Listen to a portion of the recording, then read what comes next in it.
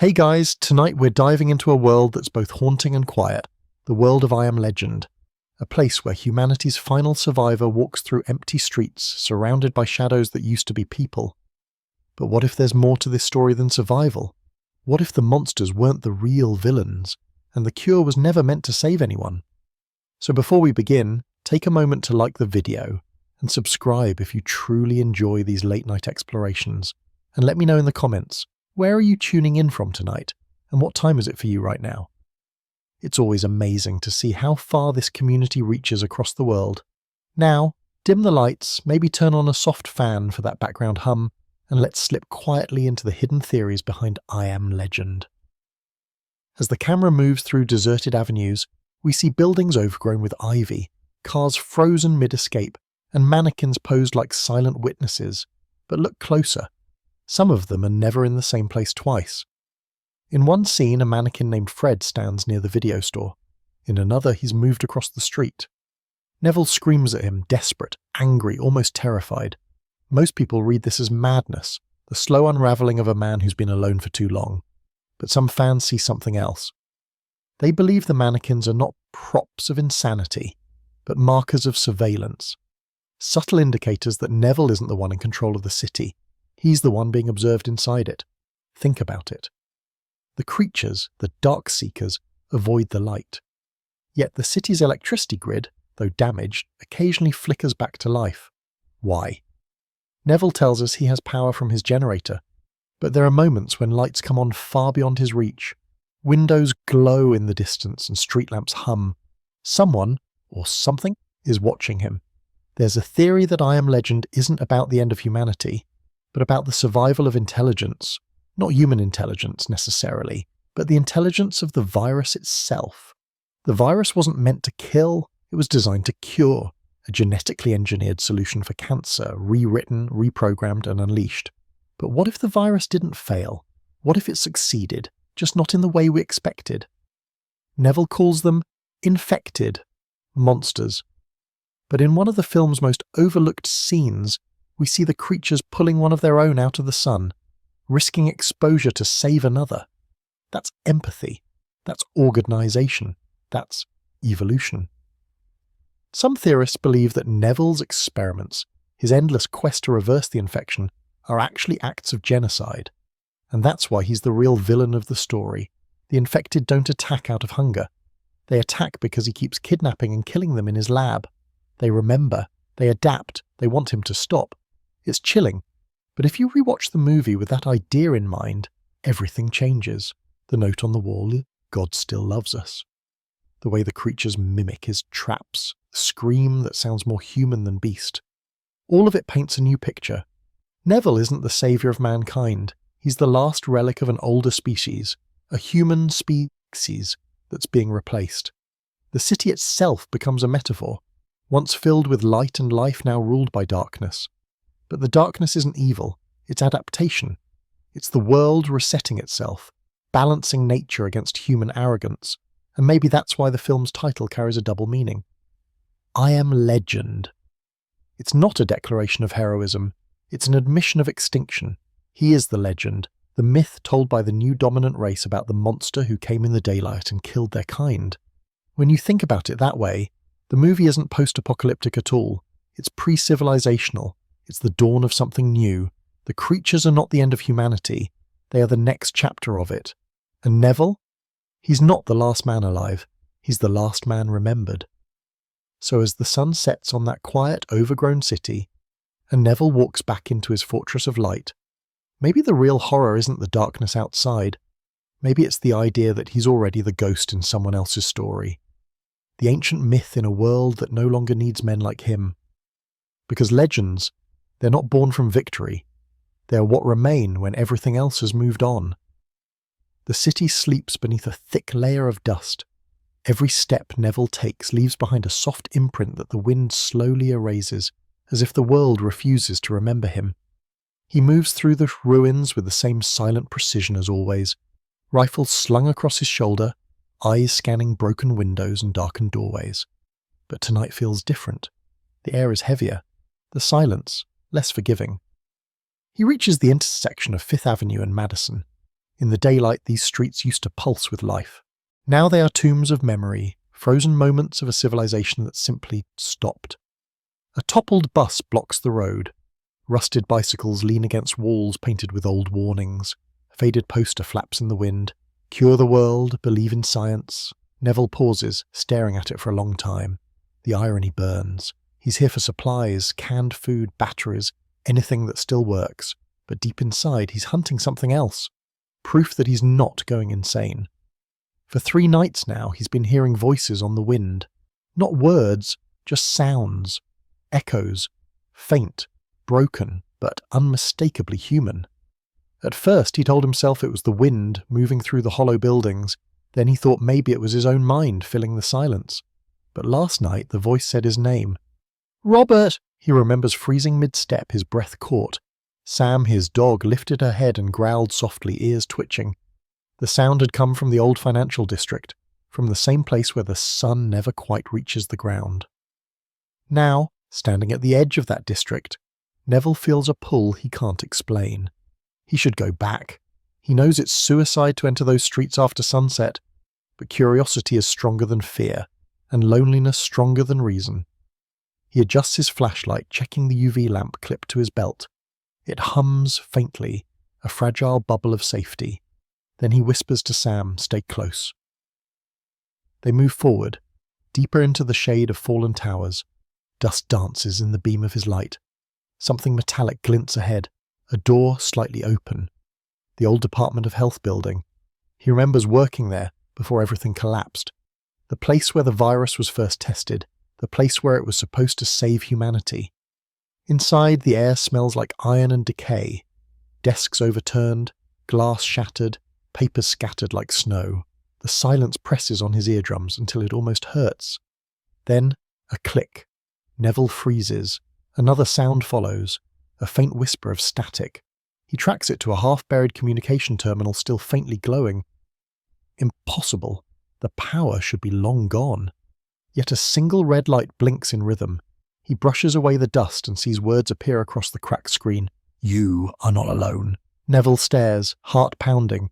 He types a reply with trembling fingers. "Who are you?" For a moment, nothing. Then the message shifts. "Remember the lab." He feels the world tilt. Memories flicker. Flashes of white rooms, cold instruments, the sound of his own voice giving orders.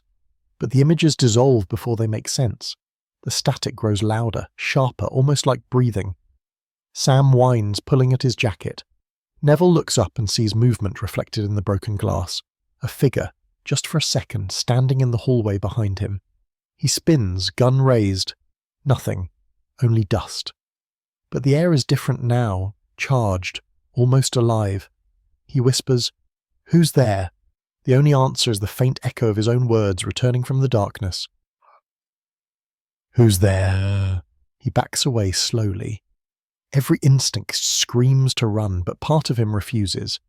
He steps closer to where the figure stood and notices something carved into the wall, deep claw marks forming symbols, not random, patterns, almost like code. He photographs them with his flashlight camera and studies the shapes, sequences of 3 lines, 2 curves, 1 slash. He recognizes the structure, genetic notation. It's a strand of DNA. His own. The realization hits like a blow. This place isn't random. It's a message, and it's meant for him. He follows the markings deeper into the corridor, where a sealed door bears a faded sign, Lazarus Division. The name feels like an old wound. He doesn't remember the details, but the word claws at his brain. He types it into the terminal search system. After a moment, a single file appears, corrupted, but 1 sentence still readable. Subject: Dr. Robert Neville. Status active within experimental phase. He steps back, shaking his head. "No, that's impossible." The system hums again, and another line flickers across the screen. Project goal: preserve consciousness. Suddenly everything feels wrong at all. The voices, the mannequins, the strange behavior of the infected. Maybe none of this world is real in the way he believes. Maybe the experiment never ended. Maybe he never left the lab at all. A low growl cuts through his thoughts. Sam's ears flatten. In the far hallway, 2 bright eyes glimmer in the beam of his flashlight, then vanish. Neville slowly backs toward the exit, every nerve on fire. The voice on the terminal fades into static, repeating one phrase over and over. Find the source of find yourself. He doesn't stop running until he's outside under the pale light of the moon. The night feels thicker now, alive with unseen movement. He looks back once at the building. The red light from the terminal blinks through the cracked window like a heartbeat. Somewhere inside that darkness, the echo continues, looping endlessly through the wires and dust. And as Neville walks away, he can't tell if it's calling for help or calling him home. The next morning rises pale and soundless. A thin fog rolls through the empty streets, softening the broken outlines of a city that no longer belongs to the living. Neville stands on the roof of his townhouse, staring through a pair of binoculars at the Department of Health building in the distance. The window where that red light blinked all night still glows faintly, even under the grey dawn. It shouldn't. There's no power left in that part of the city. He lowers the binoculars slowly. His pulse hasn't calmed since the night before. The message, the figure, the voice that spoke his name, they loop in his head like a dream that refuses to fade. Find the source, find yourself. Sam nudges his leg, whining softly. Neville kneels beside her, running a hand down her fur. I saw something last night, girl, he whispers, but I don't know if it was real. The dog presses closer, tail low, sensing his unease. Inside, the house smells faintly of disinfectant and steel, a remnant of his lab. The generator hums below, steady and familiar. He checks the UV lamps that line the windows. Each one still burrs with cold blue light. He's safe here. At least he used to believe he was. He opens his notebook. Page after page of careful records. Experiments, blood samples, behavioral notes about the infected. Every detail written with clinical precision. But now, reading his own handwriting, he notices something strange. The dates don't make sense. There are entries for days that never happened. Tests he doesn't remember performing. Whole weeks missing from his memory. He flips through the pages until one catches his eye. A sketch of a circular symbol, the same one he saw carved into the wall of the Lazarus division. Beneath it, he's written a single phrase. They learn faster than we do. He doesn't remember writing that. The morning passes in silence except for the occasional rustle of wind through broken glass. Around noon he decides to retrace his steps, to map the city's patterns. He's done this before, but this time he looks for something different. Consistency. He wants to see if the creatures, the Darkseekers, move randomly, or if there's a logic behind their chaos. He drives slowly through the streets, his eyes tracing the sunlight on walls, the cracks in pavement, the faint trails of footprints. He's learned to read the city the way a hunter reads the forest. Every shadow tells a story, every sound hides intent. By late afternoon he reaches the intersection near an old subway entrance. The UV meter on his wrist begins to flicker. Underground, something is moving. He kneels beside a storm drain and listens. The sound comes faint but rhythmic, not snarling, not feral, it's organized. He remembers the markings from the lab wall and the genetic sequence. What if those weren't random scratches at all? What if the infected are communicating through coded patterns, visual signals passed between colonies? It sounds impossible, but so did everything else that's happened. He marks the location on his map, then he notices something he's never seen before. In several parts of the city, the infected have dragged debris to block entrances, not at random, but in a perimeter. They've built barriers, traps, not just to keep him out, but to guide him somewhere. A thought flickers through his mind like lightning. Maybe he's not hunting them anymore. Maybe they've been leading him. That night, as the sun dips behind the skyline, Neville hides on a nearby rooftop with binoculars. From there, he watches the creatures emerge. Their movements aren't chaotic. They follow lines, routes, arcs of motion that repeat every few minutes. A pattern emerges, circles within circles.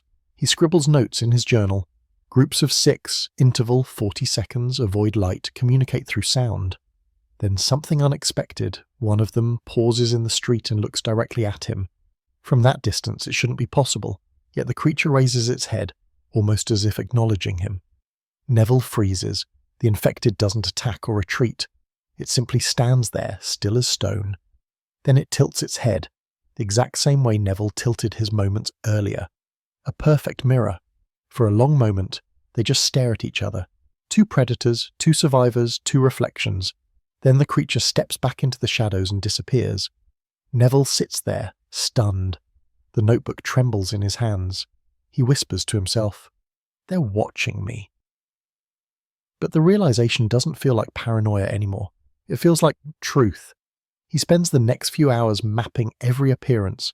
Each time he thinks he's found randomness, another pattern surfaces.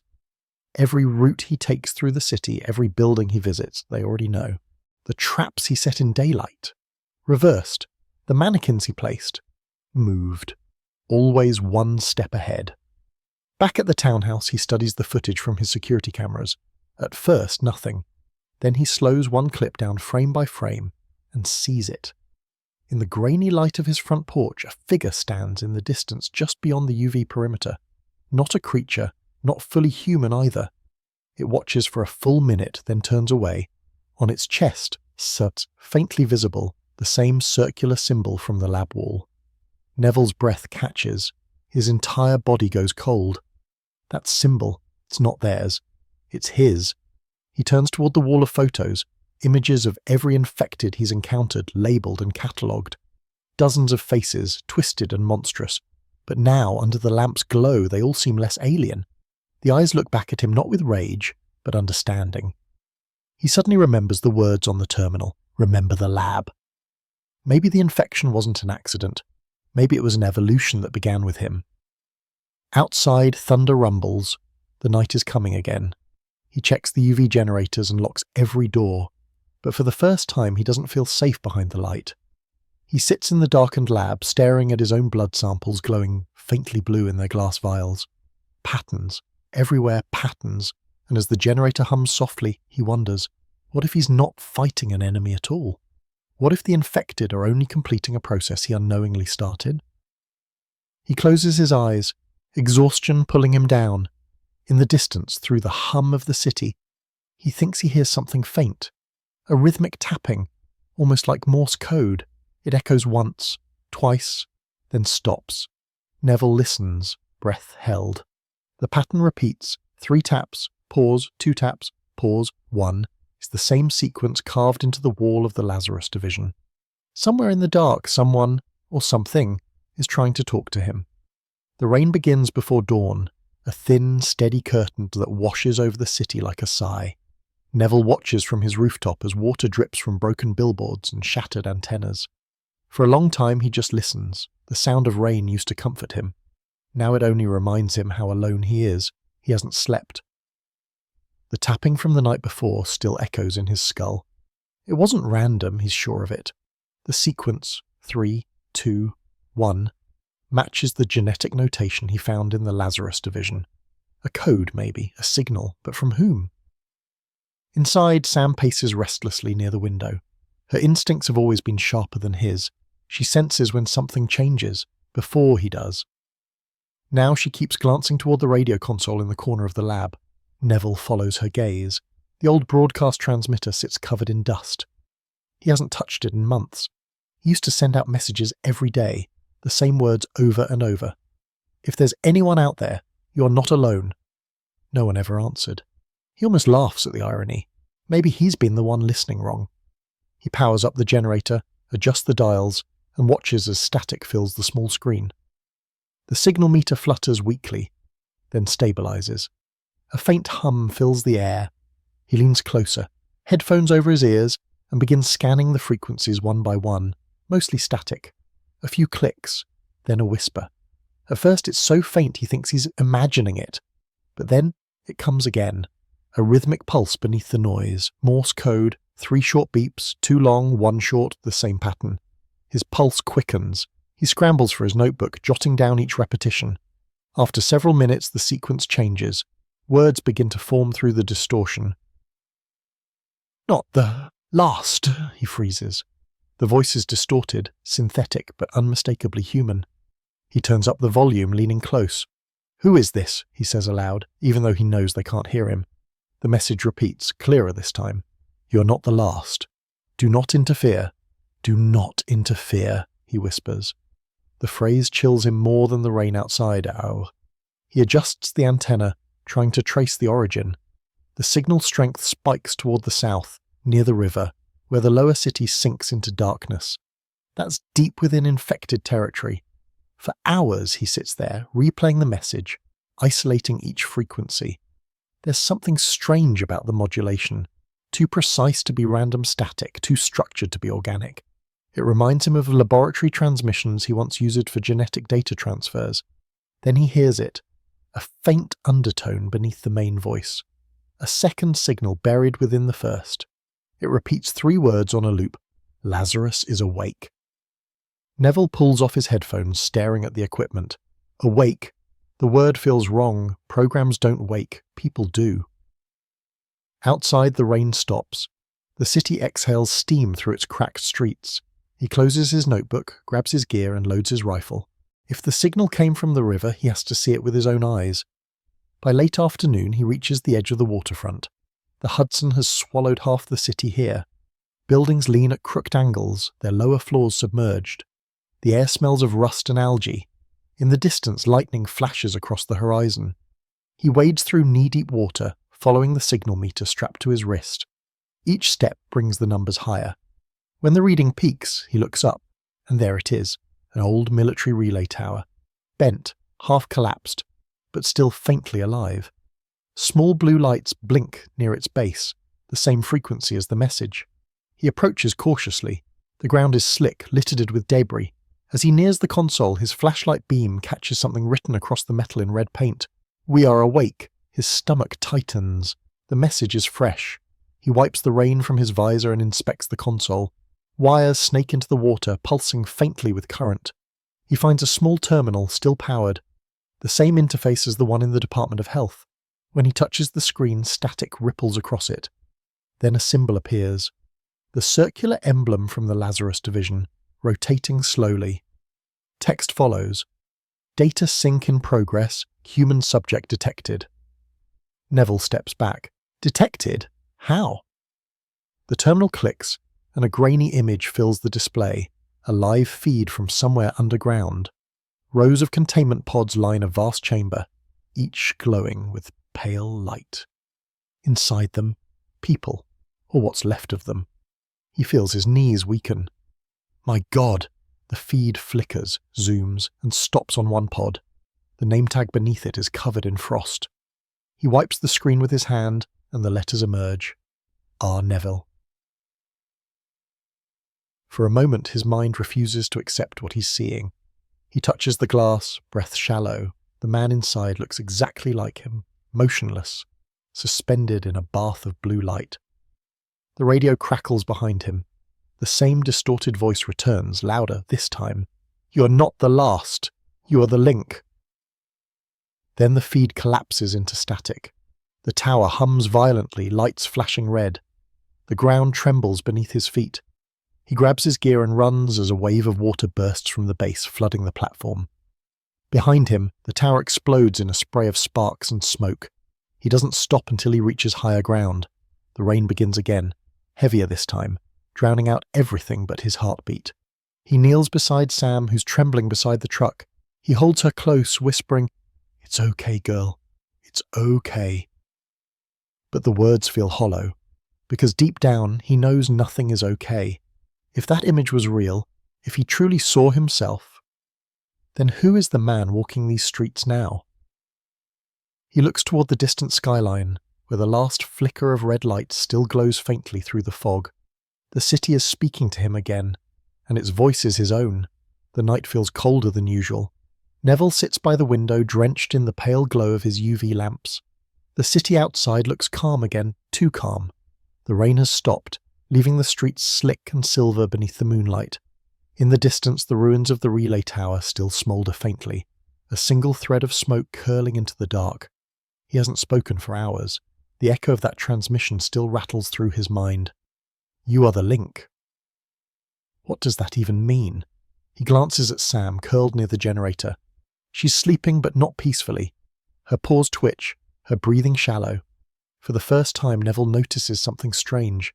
A small scar beneath her ear, a thin line of faded tissue. He leans closer, brushing her fur aside. It's too precise to be from a fight. It looks surgical. He whispers, "What happened to you, girl?" Sam stirs, opening her eyes. The moment their gazes meet, she whines softly, not out of fear, but as if she understands, as if she remembers. Neville sits back, heart pounding. He tries to recall where he first found her, but the memory feels foggy. He knows she belonged to someone, a military handler maybe, but the details blur, like a dream slipping away. He walks to his lab table and opens his old case files. Most are too damaged to read, but one folder remains intact. Inside, a faded photo, a group of researchers standing in front of a clean, sterile lab. And among them, a golden shepherd identical to Sam wearing a collar marked Subject 3B. Neville's hand trembles. That can't be her, it's impossible. The photo is dated 3 years before the outbreak. He flips through the pages. Notes scribbled in his own handwriting mention behavioral link testing and cognitive recall through animal hosts. The words mean nothing, and yet they feel familiar. He whispers, "Behavioral link," and looks back at Sam. Could she be more than just a companion? That night, he sets up a small EG scanner beside her bed. It's old, barely functional, but enough to read brainwave activity.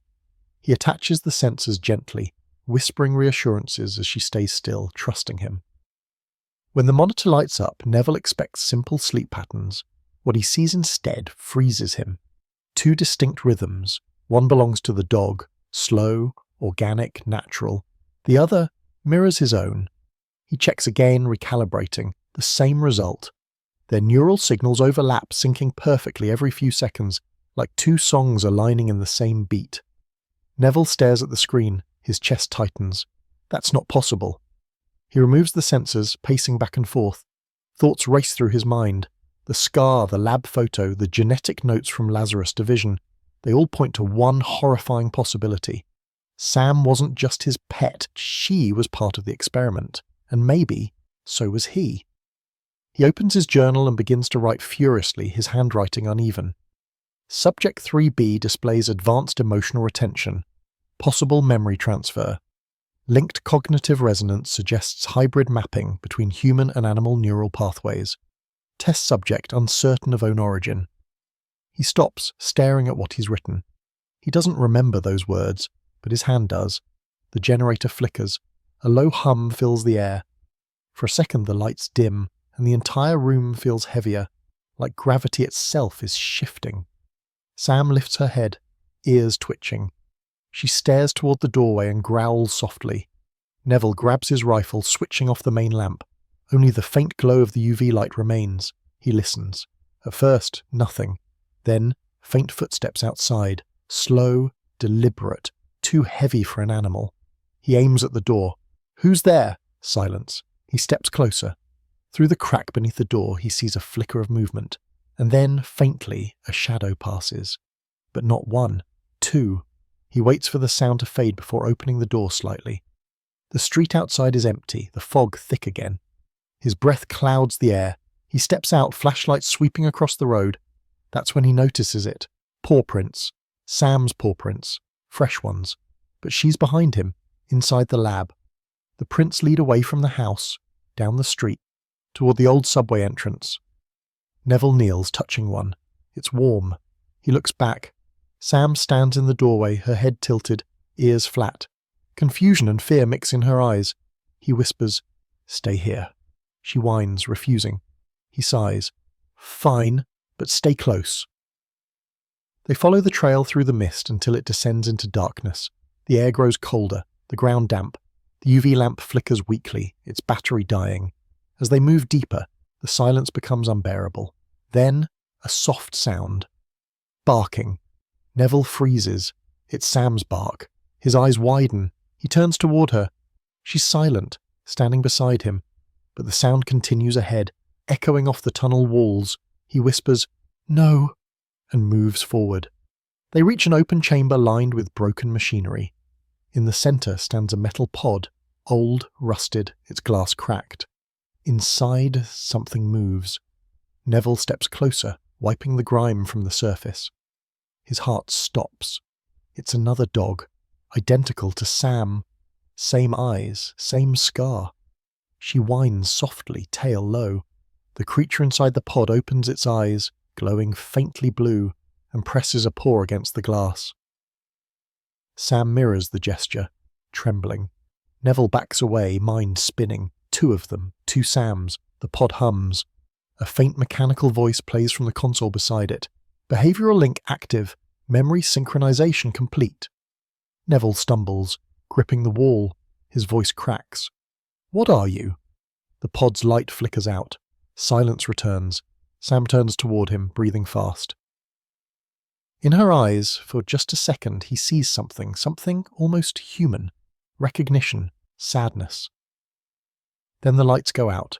The tunnel plunges into darkness, and in the distance a whisper threads through the cold air.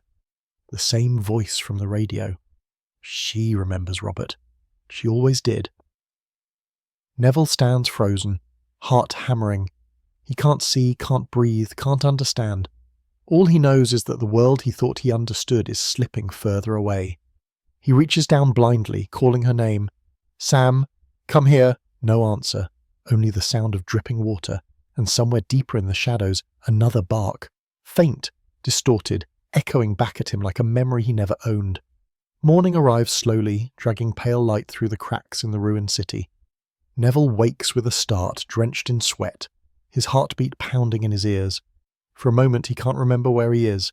The last thing he recalls is the tunnel, the second Sam, the voice whispering through the dark. He's back in his lab now. The door is sealed. The UV lamps hum faintly. Sam lies near his feet, sleeping quietly as if nothing ever happened. Neville kneels beside her. "You're here," he murmurs. "You're really here." Her breathing is calm, steady. He studies her face, the same eyes, the same small scar near her ear. It's her. And yet last night he saw another exactly like her. He checks his rifle, the flashlight, the sensors on his wrist. Everything's in place. But the clock above the workstation tells him something that makes his stomach droppy. 12 hours are missing. The last thing he remembers was descending into that tunnel just before midnight. Now it's nearly noon. He touches his temple, trying to recall anything, sounds, flashes, sensations, but his mind is blank. He walks to the lab console and powers on the main terminal. The system boots sluggishly, displaying a list of archived research files. Some are labelled with his own handwriting, others are coded. He opens the oldest one, titled Project Lazarus. Behavioral Continuity Trials. A schematic appears, circles, lines, neural pathways drawn across the screen like an intricate spiderweb. At the centre of it, R. Neville. Below the diagram, a caption, Goal, achieve digital persistence of human consciousness through viral adaptation. Host compatibility, variable. Neville scrolls further, reading aloud. Each host body maintains a mirrored version of the subject's consciousness. Core directive, preserve human intelligence beyond biological limitation. He leans back, the weight of the words pressing into him. Mirrored version. He thinks about the voice on the radio, the message that said, "You are the link." He thinks about the pod by the river, with his own body inside. The experiment was never about curing disease. It was about rewriting the boundary between life and data, between human and machine, between host and echo. The more he reads, the clearer the picture becomes. The virus wasn't just biological. It carried code.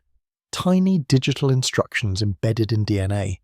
Once inside the host, it replicated both physically and cognitively, creating a hybrid consciousness, part human, part system. He whispers, "That's why they learn. That's why they organize." The infected aren't mindless. They're connected, wired through invisible networks of bioelectric communication, a living system. Neville feels a chill crawl up his spine. If that's true, if the virus evolved as designed, then maybe he's not immune at all. Maybe he's the prototype, the first successful merge. He turns back to the console. One section of the file is locked, requiring a biometric scan. Without thinking, he places his hand on the sensor. It accepts immediately. The screen flashes, "Access granted." A new file opens, audio logs dated months before the outbreak. His own voice fills the room, calm, clinical, detached. Day 47, subject synchronization is improving. Canine hosts display stronger memory retention than human subjects. Not surprising, simpler neural architecture, easier mapping. Day 48, human trials postponed. Board expresses concern over ethical implications. I disagree. Evolution doesn't wait for permission. Neville stops the playback. His mouth is dry. The voice sounds like him, but colder, without empathy, without hesitation. He scrolls to the next entry. Day 53, prototype sequence complete, integration successful, subject RN displays stable dual consciousness, partial memory loss expected. Recommend containment until equilibrium achieved. He steps back, hand over his mouth. Containment, the realization hits like a wave. He was the subject, not the scientist. The memories he clings to, his work, his home, his survival, may not be memories at all. They might be programmed fragments of the original Neville, implanted in this version to maintain stability. He looks around the lab as if seeing it for the first time. The photographs, the journals, the routines. They all feel artificial now. Manufactured anchors to keep him somehow sane. Sam lifts her head, watching him quietly. Her eyes glint in the light, reflecting the same faint blue hue he saw in the pod. He whispers, "You knew, didn't you?" She pads closer, resting her head on his knee. He feels warmth, comfort, and something else, an emotion that doesn't belong entirely to him. It's shared, like their synchronized brain patterns from the night before. He opens another file titled Blueprints of Salvation. It contains schematics of a massive network beneath the city, interconnected labs, relay towers, and tunnels forming a circle around the urban core. Each node marked with a name: Lazarus Node A, Node B, Node C, all the way to Node Omega. At the center, a symbol of the sun. Under it, a final phrase: the light is the barrier, the dark is the link. He thinks of the creatures, the way they hide from sunlight, not out of weakness but reaction. The UV light disrupts the network. It cuts them off from the collective. The light doesn't save him, it isolates him. He sits in silence for a long time, absorbing the truth. His isolation isn't safety, it's separation. The infected have adapted, evolved, connected. And he, the so-called survivor, has trapped himself in the one place where he can never belong. A soft chime breaks the stillness. The console screen blinks with a new message. Unknown sender. Neville leans forward. The text scrolls slowly, almost deliberately, as if written by a living hand. Project complete. The city lives. Return to the source. He stares at it, pulse hammering. Return to the source. Sam growls low, sensing his tension. Outside, thunder rolls across the horizon. In the distance, faint lights flicker again, just like before, the network reactivating. Neville shuts down the system, grabs his backpack, and loads his weapons. He knows what he has to do now. The center of the network, the final node, must be beneath the back, somewhere within the tunnels he's always feared to enter. As he steps toward the door, Sam blocks his path, barking once. It's not a warning. It's insistence she wants to come. He nods. All right, let's finish this. They step into the rain, the air thick with static. The city feels alive, humming with unseen energy. Every window, every puddle, every reflection seems to watch them. Neville doesn't look back. He walks toward the heart of the storm, guided by the faint rhythmic pulse echoing through his earpiece. 3 beats, 2, 1, the same pattern as before, leading him deeper into the truth. And behind that pulse, faint and human, another voice rises, calm, familiar, and terrifyingly intimate. Welcome home, Robert. The rain falls harder as Neville moves through the streets, the sound of each drop echoing off hollow buildings. Water runs down his face, mixing with the ash that still drifts from the ruined tower. Sam trots beside him, her fur slick and dark, her steps careful but determined. The voice that whispered, "Welcome home, Robert," still plays in his mind like a haunting refrain. Each time he tries to push it away, it returns, familiar, intimate, calm, his own voice. They reach the edge of the financial district by nightfall. The fog rolls thick and low, crawling between the buildings like breath. Neville checks the signal meter on his wrist. The pulse is steady. 3 short blips, 2 long, 1 short. It leads them toward the subway entrance that once connected the city's underground labs. He hesitates at the stairwell. The air that seeps from below smells damp and metallic, tinged with electricity. Sam whines, pawing at the ground. Neville kneels beside her. "I know," he says softly. "I don't like it either." But he can't stop now. Not after what he saw in the files, not after realizing that he isn't who he thought he was. He descends slowly, each step creaking under his weight. The light from his UV lamp paints the tunnel walls in ghostly blue. Water drips steadily from the ceiling. Somewhere deeper, machinery hums, a low, rhythmic sound, too precise to be random. As he walks, he studies the walls. Symbols are etched into the concrete, faint but familiar. The same genetic markings from the Lazarus division. The same circular pattern that haunts his dreams. He traces them with his gloved fingers. This wasn't just a tunnel, he whispers. It was part of the system.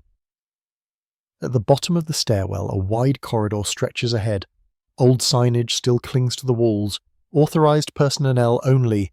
Project Lazarus. The words are nearly erased by time, but they shine faintly under his light. He pushes forward. The deeper he goes, the louder the hum becomes. It vibrates in his chest, synchronizing with his heartbeat until he can't tell which is which.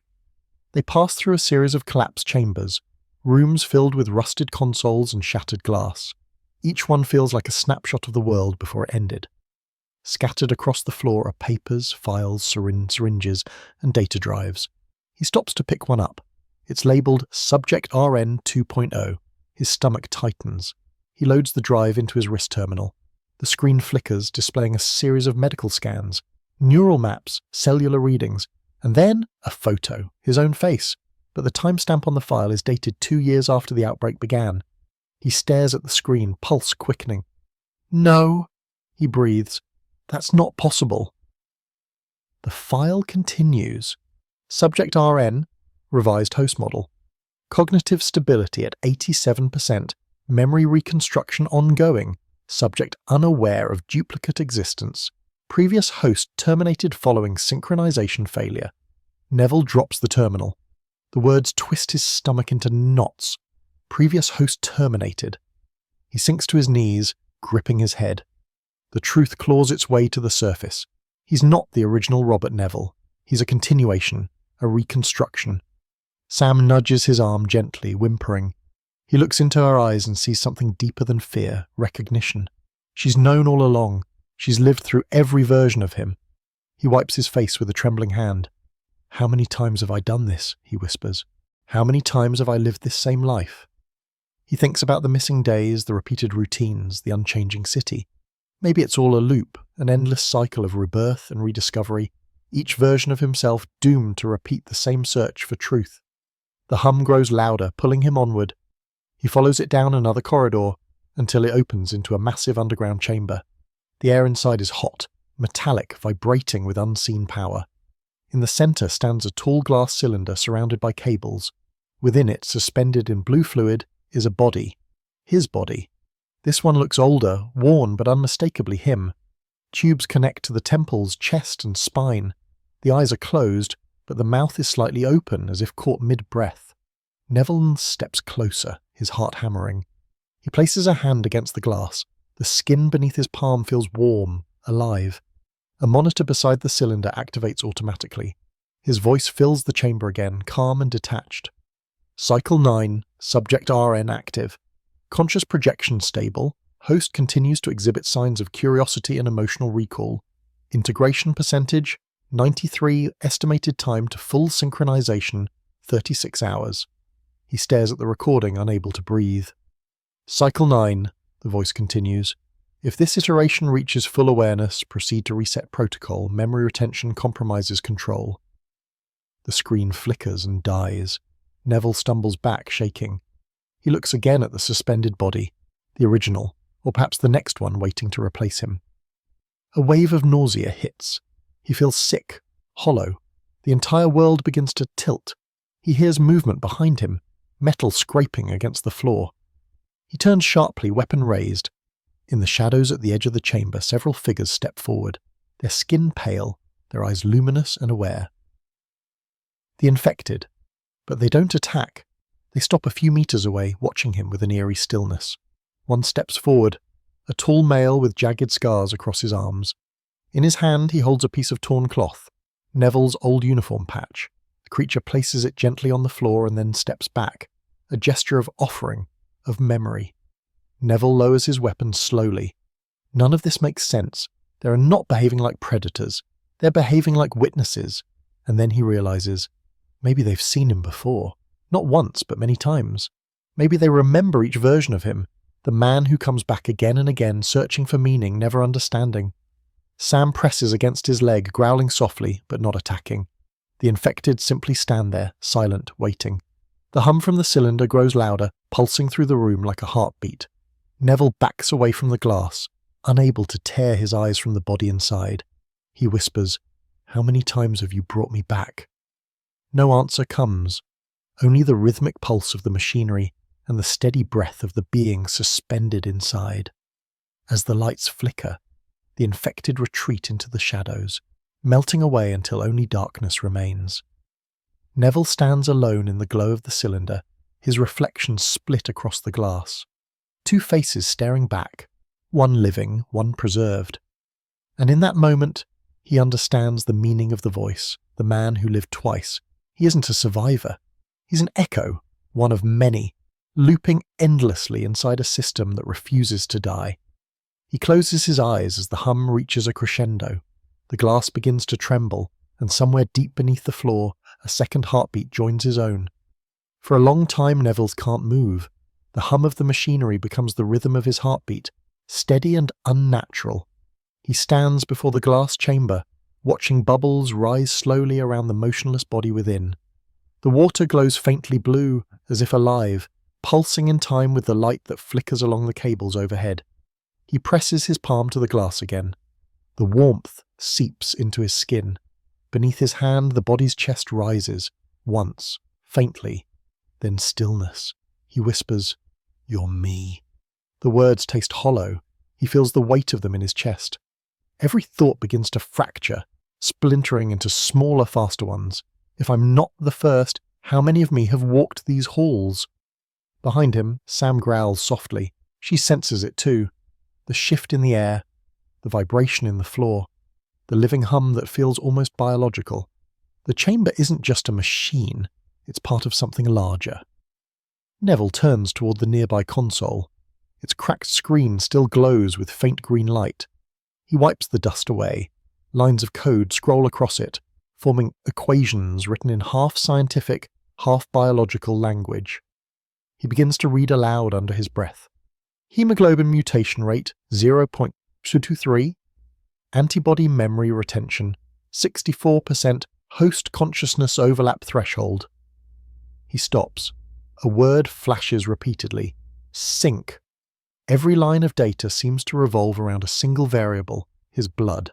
He opens a drawer beneath the console and finds old vials stored in a refrigeration unit. Most are broken, labels smeared with age, but one remains intact. The tag reads Sample Random Prime Source. He holds it up to the light. The fluid inside isn't red but iridescent, shifting colours, glowing softly, as if it remembers light itself. He knows what it means before he admits it. The virus wasn't just carried in his blood, as it was born there. His body didn't resist infection, it transformed it. His immunity wasn't luck, it was design. He places the vial in the analyzer and powers the device. The screen flickers to life, producing a spiral diagram of genetic code. Each strand weaves around another in complex symmetry, too perfect to be natural. At the center of the spiral, one segment glows brighter than the rest. When he zooms in, the letters rearrange themselves into something almost readable. RNA, Conscious Retention Node. Neville stares. Conscious retention.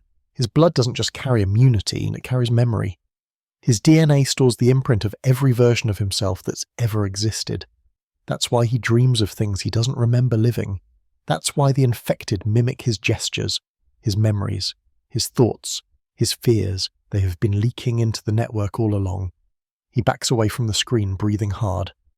"I've been feeding it," he whispers.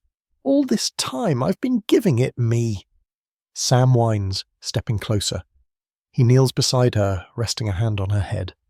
"If the virus learned from me, if it's still learning." He trails off. The thought is too large to finish. A low rumble shakes the chamber. Dust falls from the ceiling. The lights flicker again, and the body in the tank twitches, once, then again. Neville leaps back. The eyes inside the glass snap open. They glow faintly. reflecting the same shifting colour as the blood in the vial. For a heartbeat, the room feels alive with a sound that isn't quite a voice, more like static forming syllables. Then from the console his voice returns, not the calm, clinical tone from before, but fractured, distorted, whispering through layers of interference. The blood remembers. Neville grips the edge of the table, fighting the urge to run. "What are you?" he whispers. "You are continuity. You are equation." The lights flare, blinding white. The body convulses within the tank, liquid boiling around it. Then just as suddenly the glow fades. The chamber goes dark. The hum dies. Silence. He waits, motionless, until he can hear his own heartbeat again. The smell of ozone fills the air. Slowly he approaches the glass. The figure inside no longer moves.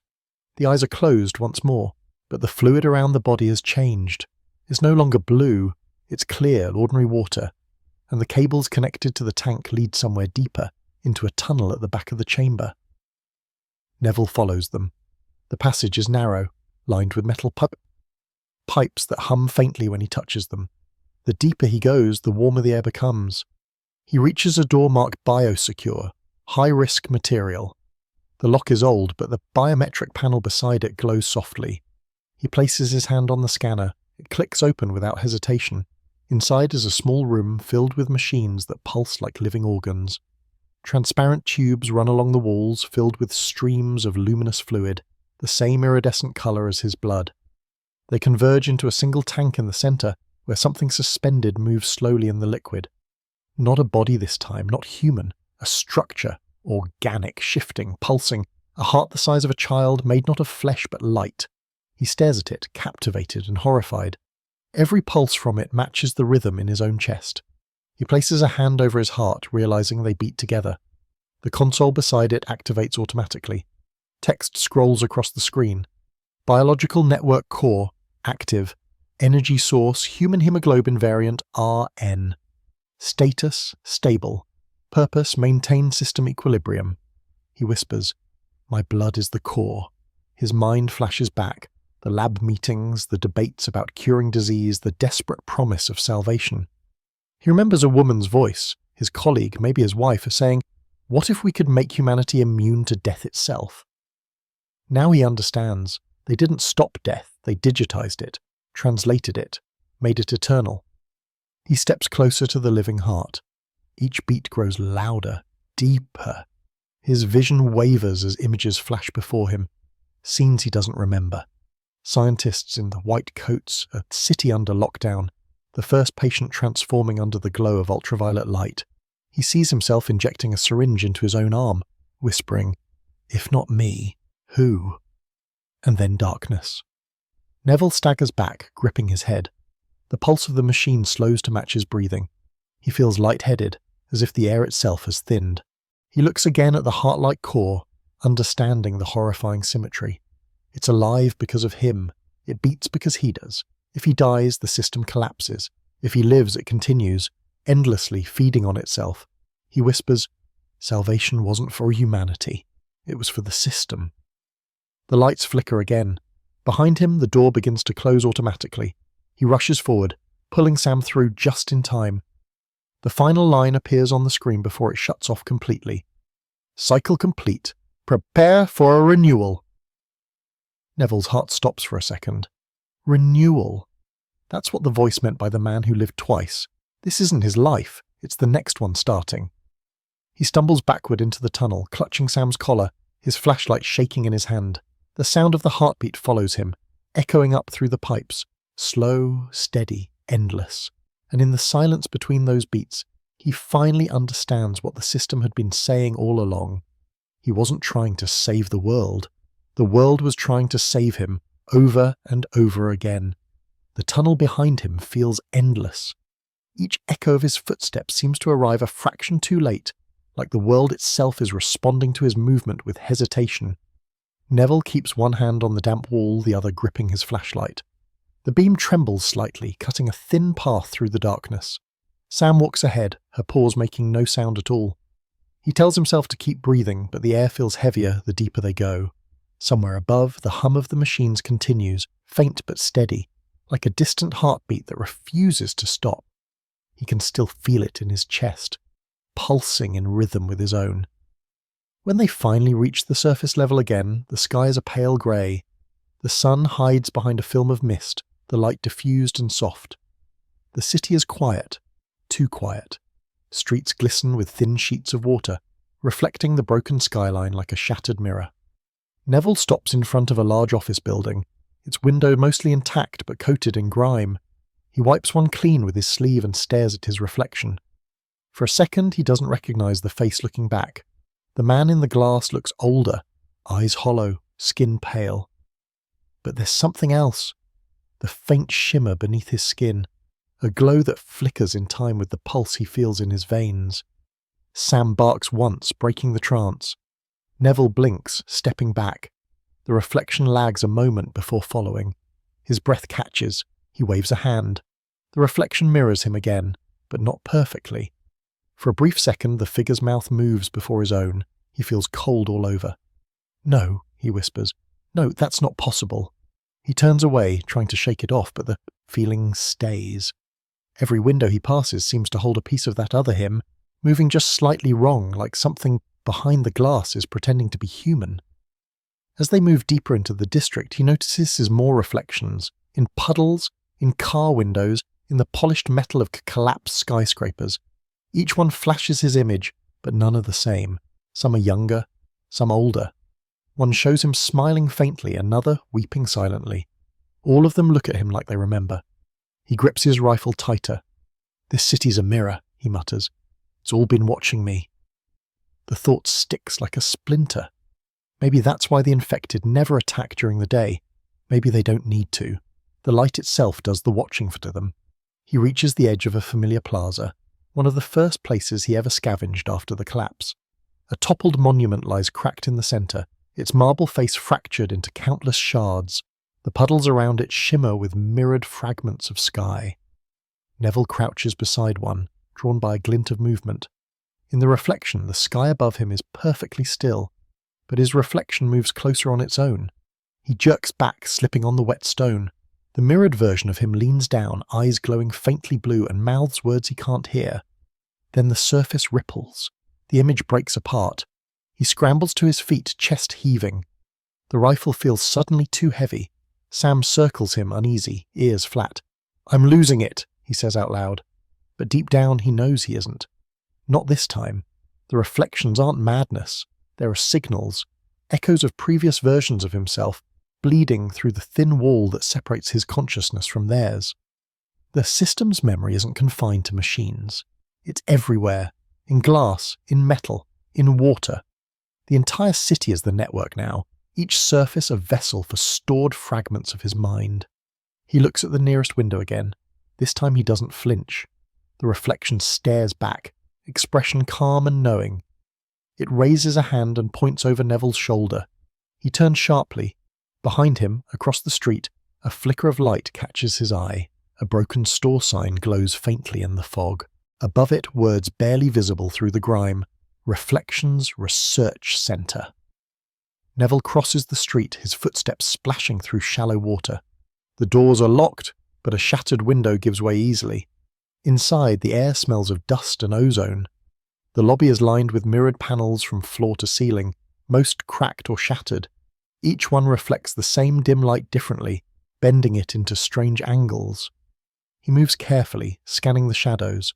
The silence feels thick, watchful. Then from deeper inside, a soft mechanical sound, a projector still running. He follows the noise into a large hall. The walls here are covered with screens instead of mirrors. On them play fragments of security footage, the city streets, laboratories, the infected moving in organised formations. But every now and then the feed cuts to a familiar figure, him. Dozens of clips, all showing Neville in different places at different times. Some standing in the same spot he's standing in now, others staring into the same camera. One recording shows him placing his hand on a piece of broken glass, whispering something, then walking away.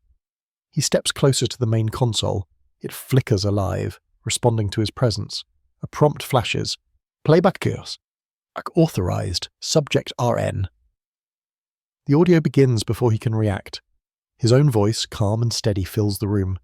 If you're hearing this, it means the loop has failed again. You've reached iteration 10. Memory decay is worse than expected. The reflections were meant to stabilize consciousness, but the system has begun blending timelines. Every mirrored surface stores fragments of previous selves, a safeguard against total loss. But it's leaking. You're seeing them now, aren't you? Neville grips the console, shaking. No, he whispers. No, I'm not. Don't deny it. You've seen me before. Every version of you has. The reflections aren't ghosts. They're records, trapped data seeking coherence. When the cycle resets, each version inherits fragments of the last. That's why you remember things you've never done. His knees weaken. He feels like the air is draining from the room. The voice continues, calm, almost compassionate. If you want it to end, there's only one way. Find the mirror core, break the glass. It holds everything. Me, you, all of us. The transmission ends with a sharp click. He stands in silence, staring at his reflection on the nearest screen. The image lags slightly, as if deciding whether to follow. Sam whines softly. Neville looks down at her, then back to the mirrored wall. Break the glass, he repeats. He raises the butt of his rifle and swings. The panel shatters, scattering light in every direction. For a brief instant, every broken shard reflects a different version of him. Hundreds of Nevilles screaming without sound. Then the light dies. The building falls silent again. The projector powers down. In the stillness he hears it, a faint hum, distant but familiar. The same rhythm as the beating heart in the underground chamber. He closes his eyes, breathing hard. He knows now where he must go next. The centre of the network, the core beneath the city where all reflections converge. As he steps back into the grey daylight, the puddles at his feet ripple once more. This time, when he looks down, the reflection doesn't mirror him at all. It smiles. The city feels heavier now. Each step Neville takes seems to press against something unseen, like the air itself is remembering him. The sky has lost its colour. It's a pale wash of grey that never brightens or fades. There's no morning anymore, no night, just a constant half-light that stretches across empty streets. He walks without speaking. Sam pads silently beside him, her head low. The silence between them feels familiar, almost comforting. They've walked this path before, maybe many times. The message still echoes in his mind.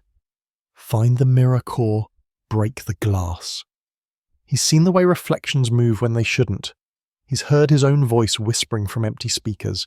The truth is close now, close enough to taste, and it tastes like dust and electricity. He passes the remains of what used to be the postal district. Rows of mailboxes lean at crooked angles, their doors hanging open. Letters are scattered across the ground, soaked and fading, words bleeding into one another. Paper ghosts of conversations that never reach their destination.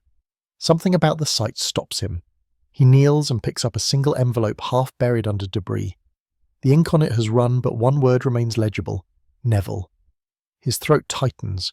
He wipes the surface clean, hands trembling. The handwriting looks familiar, looping, deliberate. A woman's handwriting.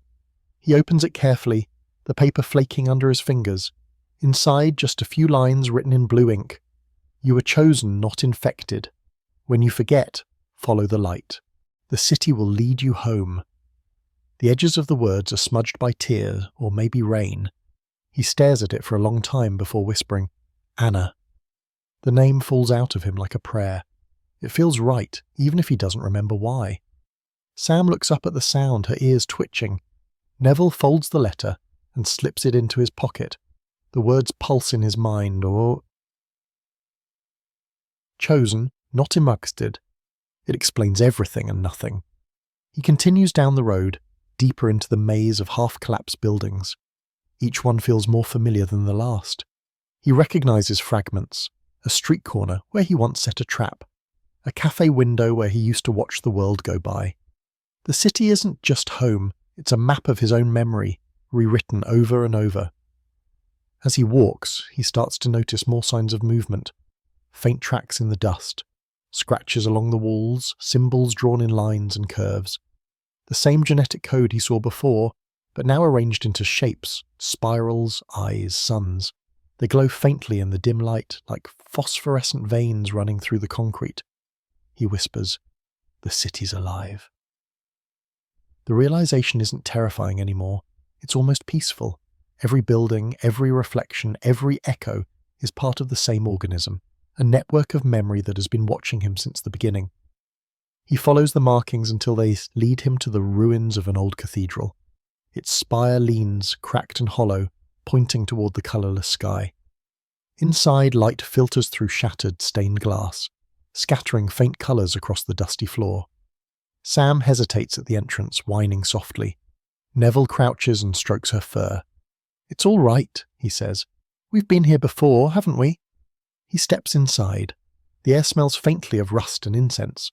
Rows of pews lie broken and splintered.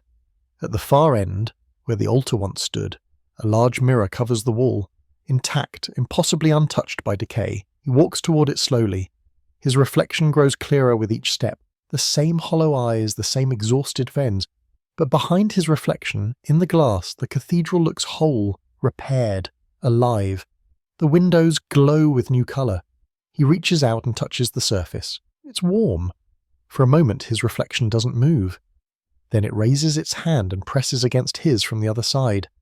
Neville's breath catches. The version of him inside the glass smiles faintly. Then, without moving its lips, he hears the words, "She left it for you." The mirror ripples like water. The image behind it shifts, revealing something hidden beneath the surface, a small table, a single envelope resting on it. His name written again in blue ink. He steps back, shaking his head. "No," he whispers. "This can't be real." The reflection nods, as if urging him on. The ripples spread outward, and suddenly he can see his own hand sliding through the surface. The glass feels soft, almost liquid. He doesn't think, he just moves. When his hand passes through completely, the world tilts. The cathedral fades, replaced by a soft golden light. He stands in a room that feels both familiar and foreign. Clean walls, quiet hums, a desk covered in papers. A woman stands at the far side, her back to him. He knows her before she turns. Her voice reaches him like an echo from a dream. "You shouldn't be here yet." "Anna," he breathes. She turns. Her face is calm, kind, unchanged by time. "You never were meant to see this part," she says, "but you kept coming back." He steps closer. "What is this? Where are we all?" "A memory," she says softly. "A recording inside the system. You left it for yourself." She gestures to the desk. The envelope rests there, untouched. The letter you never wrote. He picks it up, unfolding it slowly. The handwriting is his own. The words blur as he reads, his voice trembling. "If you're reading this, the cycle has begun again. You're not the first. You will not be the last. The virus was never a curse. It was our bridge. We built it to carry us beyond death, but it carried us too far. You must end it. Find the core and break the reflection. Only then will we rest." His hands shake as he lowers the paper. "I did this," he whispers. "I trapped us here." Anna nods. "You wanted to save everyone. You just didn't know what salvation would cost." The light around them begins to dim, the room flickers. Anna's outline starts to fade. "Wait," he says, reaching for her. "Tell me how to stop it." She smiles sadly. "You already know." Her hand touches his cheek, warm, human. Then the world shatters. The mirror collapses into 1,000 fragments, and Neville falls backward into the ruined cathedral. Sam barks, pulling at his coat. The envelope crumbles to dust in his hand. He looks at the shattered glass around him. Each fragment reflects a different image, versions of himself, versions of Anna, the city before the fall. In every reflection, the same words appear, written down across the walls in glowing blue light. Break the reflection, end the cycle. Neville exhales slowly, closing his eyes. He feels the heartbeat again, faint but steady, pulsing somewhere deep below the city. He knows where he has to go. The final reflection isn't in a lab or a mirror. It's in the heart of the network, where every version of him was born. He opens his eyes, standing amid the broken glass. For the first time, there's no fear in them, only understanding. He whispers, "It ends where it began." And then, Without another word, he steps out into the grey light, the sound of his own echo following behind him, like a ghost that refuses to fade. The streets are silent again, blanketed by a grey haze that mutes even the sound of his footsteps. Neville moves through the city like a shadow that the light refuses to acknowledge. The air smells faintly of metal and smoke, and every window he passes glimmers faintly, fragments of broken reflection staring back at him. He doesn't look at them anymore. Not now. He knows what they are. Memories trapped in glass, echoes of lives that once were his. Each pane holds a different version of his face, a different path that never ended. The mirrors whisper, "Oh," but he ignores them. He has only one destination now. The core. Sam keeps pace beside him, quiet and alert. The dog's fur glows faintly blue in the mist, the same hue as the light that pulses beneath Neville's skin. It doesn't frighten him anymore. If anything, it feels right. It feels connected. They reach the edge of the financial district just as the light begins to fade again. The clouds thicken and the horizon turns black. In the distance, lightning flickers soundlessly, like veins of energy crawling across the sky. Neville stops in front of a half-collapsed skyscraper, one he recognizes instantly, though he can't remember ever entering it. The nameplate on the crumbling wall reads, Genesis Corporation. The letters are scorched, half missing, but the message is unmistakable. This is where it began. He steps through the shattered glass doors. Inside, the lobby is coated in dust and debris, but the faint blue glow that has followed him since the tunnels hums here too, running like veins through the walls and marble floor. The network is alive beneath his feet, vibrating softly, the heartbeat of something ancient and man-made. He moves deeper into the building. The elevator shafts are collapsed, so he takes the stairs, spiraling downward into darkness. Every few steps, words appear faintly on the walls, warnings, equations, fragments of data. Project Lazarus, Cognitive Continuity Phase 1. Do not interrupt synchronization cycle. Failure to comply will reset host memory. He mutters, too late for that. At the bottom, a sealed door waits, reinforced and unmarked. The handle is cold beneath his hand, but as soon as he touches it, the lock releases with a faint hiss, recognizing him. A narrow corridor leads into a vast circular room. The first thing he notices is the light, a soft, pulsing glow radiating from the center. The second is the silence. It's not the silence of emptiness, but of anticipation, like something here has been waiting for him. The walls are lined with screens, most dark, a few flickering with static. Data scrolls intermittently. DNA sequences, neuromaps, phrases like replication complete and conscious integration stable.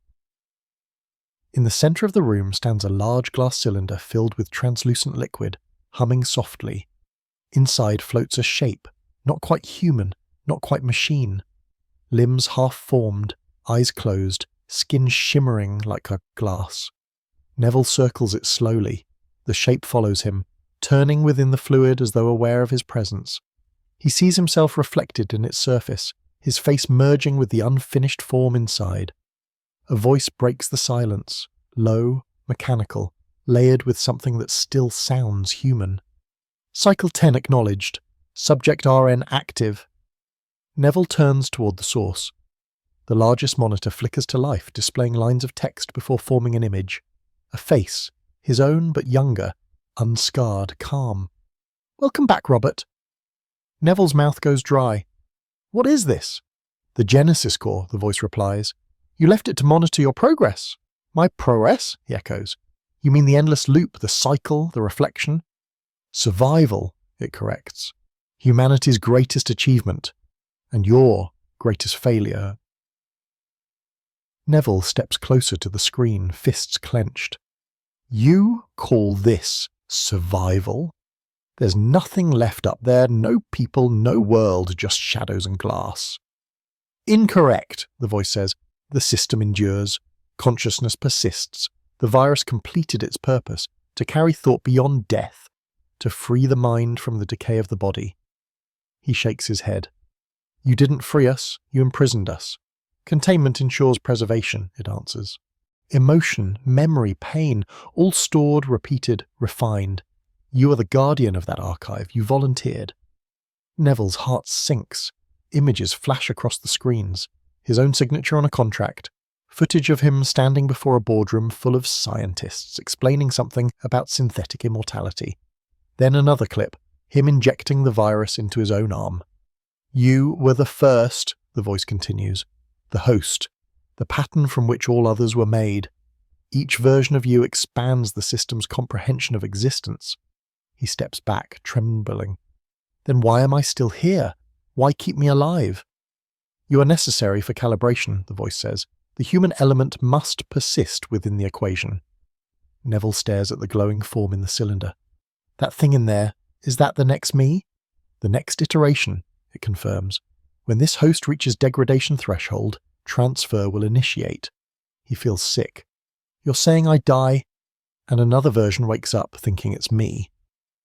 "Identity is continuity," the voice says. "Death is irrelevant." His head pounds. Every memory he's ever doubted, every dream that felt too real, it all fits now. He was never escaping the virus. He was the virus, the living code that kept the system alive. He looks at the screen. "End it," he says quietly. "Termination is impossible," the voice replies. "All systems depend on you."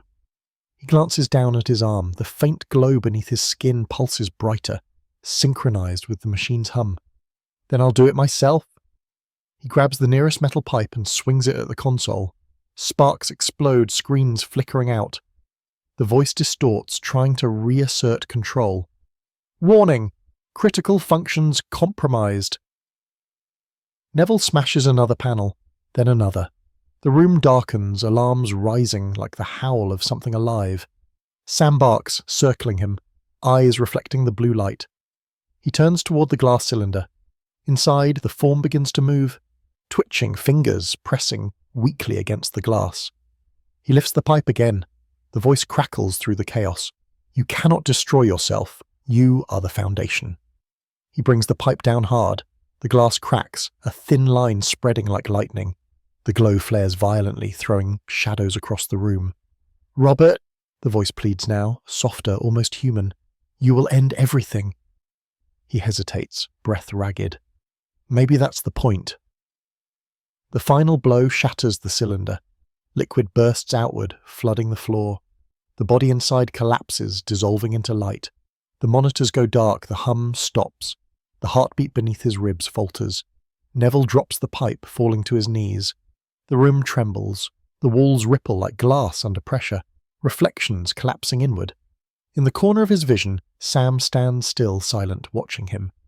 Her eyes glow softly, then fade. He whispers, "I'm sorry." And then everything shatters, sound, light, memory, folding into a single blinding flash. When it fades, there is only silence. No city, no glass, no reflections, just a faint lingering pulse, one last echo of the system that refused to die. There is no sound at first, no wind, no rain, no hum of machines, only a soft vibration that feels like silence breathing. Neville opens his eyes to darkness so complete that for a moment he wonders if he's blind. The air around him is thick, heavy, almost liquid. He tries to move, but the world feels slower, as if gravity itself has softened. The glow under his skin is gone. The light that once pulsed inside him has faded completely. He presses a trembling hand against the ground. Smooth, cold, unfamiliar. It isn't concrete. It isn't earth. It feels like glass. Sam isn't beside him. He calls her name, his voice swallowed immediately by the dark. The echo doesn't return. Slowly, a dim shimmer begins to ripple through the black. Not light exactly, but memory. Shapes drift in the shadows. The outline of buildings, streets, fragments of his own face flickering through invisible mirrors. He stands, legs unsteady, realizing he is surrounded by reflections again. But this time they aren't copies of him. They are still frames from every life that came before. He walks forward. Each step brings the past to life for a moment. A corridor from the lab, the rooftop where he once watched the sunset, Anna's face fading in a beam of light. Then it all collapses back into darkness. The air hums with a faint rhythm, the ghost of the system that once held the world together. It beats slower now, fading with each pulse, like a dying heart. Neville whispers, "Is this death?" The question lingers unanswered, but then, faintly, he hears something. a sound so fragile it could be mistaken for thought, a whisper moving through the darkness like a current. "You survived again." He turns sharply, scanning the shadows. "Who's there?" "The system endures, Wumir," the voice says. It sounds distant, layered, like thousands of versions of himself, speaking at once. "Even without light, we remember." He steps closer to the sound. "I destroyed the core. I ended it." "No," the voice replies gently. "You only changed its form. The network adapts. The virus learned from you, from every death, every attempt to erase yourself. It no longer needs the machines. It lives inside the dark now, in memory, in thought." Neville's throat tightens. "Then this is just another version, another loop." "Not this time," the voice answers. "The system is collapsing, the light is gone. We are free of the cycle." He doesn't understand. Free? This doesn't feel like freedom. "You wanted to end immortality," the voice says. "You wanted to let humanity rest. The sun sleeps now, and with it, the system. You've done what none of us could." The darkness around him shifts. The shimmering shapes fade, leaving behind only the faintest outline of a horizon. He realizes he's standing on the surface of what used to be the city, now just an ocean of glass stretching in every direction. Beneath it, faint lights flicker, like stars trapped underwater. He walks to the edge of a fractured beam and looks down. Beneath the glass, he can see forms moving, slow, deliberate shapes gliding through the depths. They look like people, but their outlines bend and distort like memories dissolving. For a moment, he thinks he sees Anna again. Her face appears beneath the surface, calm and still. Her eyes meet his through the barrier, and she mouths something, a single word he can't hear. Then she fades. Neville sinks to his knees. "I tried," he whispers. "I tried to fix it, to save us," the voice answers softly. "You did, but salvation was never about saving the world. It was about letting it end." He stares at the horizon, where a faint line of red light begins to rise. It isn't dawn. It's something deeper, the memory of sunlight, a remnant of the world that once was. The voice continues. "When the sun sleeps, the world dreams. Every mind, every soul we preserved becomes part of that dream. You were never alone, Robert. You carried all of us, and now we rest." He closes his eyes, letting the words sink into him. The weight he's carried and the guilt, the confusion, the endless search for meaning begins to lift. For the first time he feels something close to peace. He whispers, "What happens to me?" "You fade with us," the voice says, "but not into nothing, into memory, into quiet." The red glow grows brighter, spreading across the horizon like fire beneath the surface of the glass. The figures below dissolve one by one, their shapes breaking apart into streams of light that drift upward, merging into the glow. The air hums again, soft, rhythmic, the same heartbeat that has followed him for what feels like forever. He realizes it's slowing. The pulse that once matched his has begun to fade. He looks down at his hands. The faint shimmer returns just once, a flicker of the blue beneath his skin. His reflection stares back from the surface beneath him. It smiles, not cruelly this time, but with calm understanding. He whispers, "So this is how it ends." "It's how it always ends," the voice replies, fading. "But this time, it will stay ended." The red glow brightens until it fills everything. The glass beneath him cracks, spreading outward like veins of light. The sound is soft, almost musical. Sam appears beside him again, silent, watching the horizon. Her eyes shine once, then close. Neville reaches out and rests a hand on her fur. "We did it," he says softly. "We finally stopped."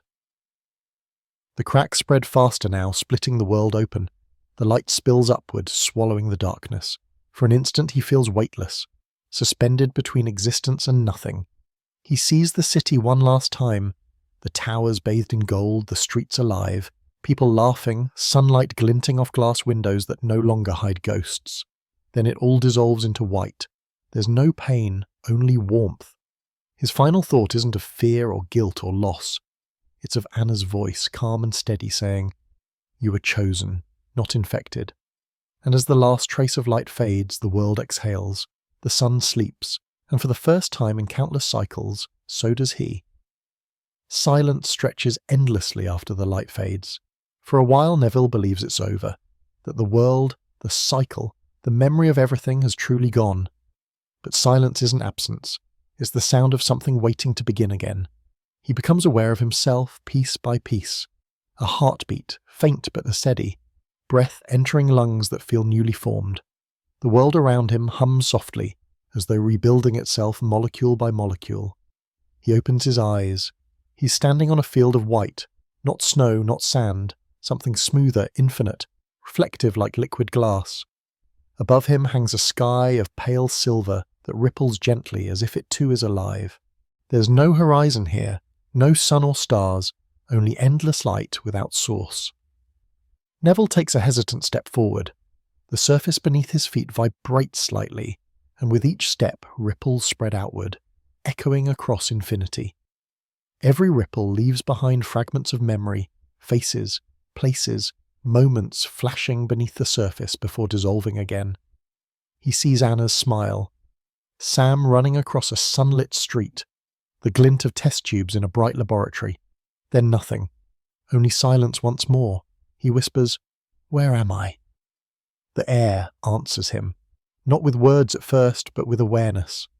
It feels as if something enormous is listening, something unseen yet intimately close. The surface beneath him begins to shimmer again, and this time shapes rise from it. Silhouettes, tall and still, forming slowly out of light. Figures. At first, they have no faces, no features, just outlines of people standing in the endless expanse. Then, one by one, their features begin to sharpen. He recognizes some immediately. Others take longer, like half-remembered dreams coming into focus. They're all him. Dozens of Nevilles stand before him, each slightly different. Older, younger, scarred, weary, hopeful. They move with the same rhythm, breathe in the same sync. It's like watching echoes align in perfect formation. He feels dizzy, his knees almost giving out. "No, no, you're not real," he whispers. The nearest version steps closer. Its voice is quiet but familiar, his own layered with countless undertones. "We are what remains, the watchers of the system you built." Neville stares, trembling. "The system is gone. I destroyed it." "You destroyed the body," the echo says, "but not the memory, not the consciousness that held it together. We are the memory." He shakes his head. "Then why am I still here?" The echo tilts its head. "'Cause someone must see what becomes of it." Around him, the others begin to move, forming a circle. The ground beneath them hums softly. Images start to rise from the surface like mist. Visions of the world below, the real world. He sees the ruins of the city buried beneath layers of glass. The light from before now burns faintly underground, like veins of fire trapped beneath the earth. The infected, the ones who once hunted him, are gone. The streets are empty, reclaimed by vines and silence. The world is healing itself. Neville stares, awe and sorrow mixing in his chest. "It's beautiful," he murmurs. "It's returning," one of the watchers says.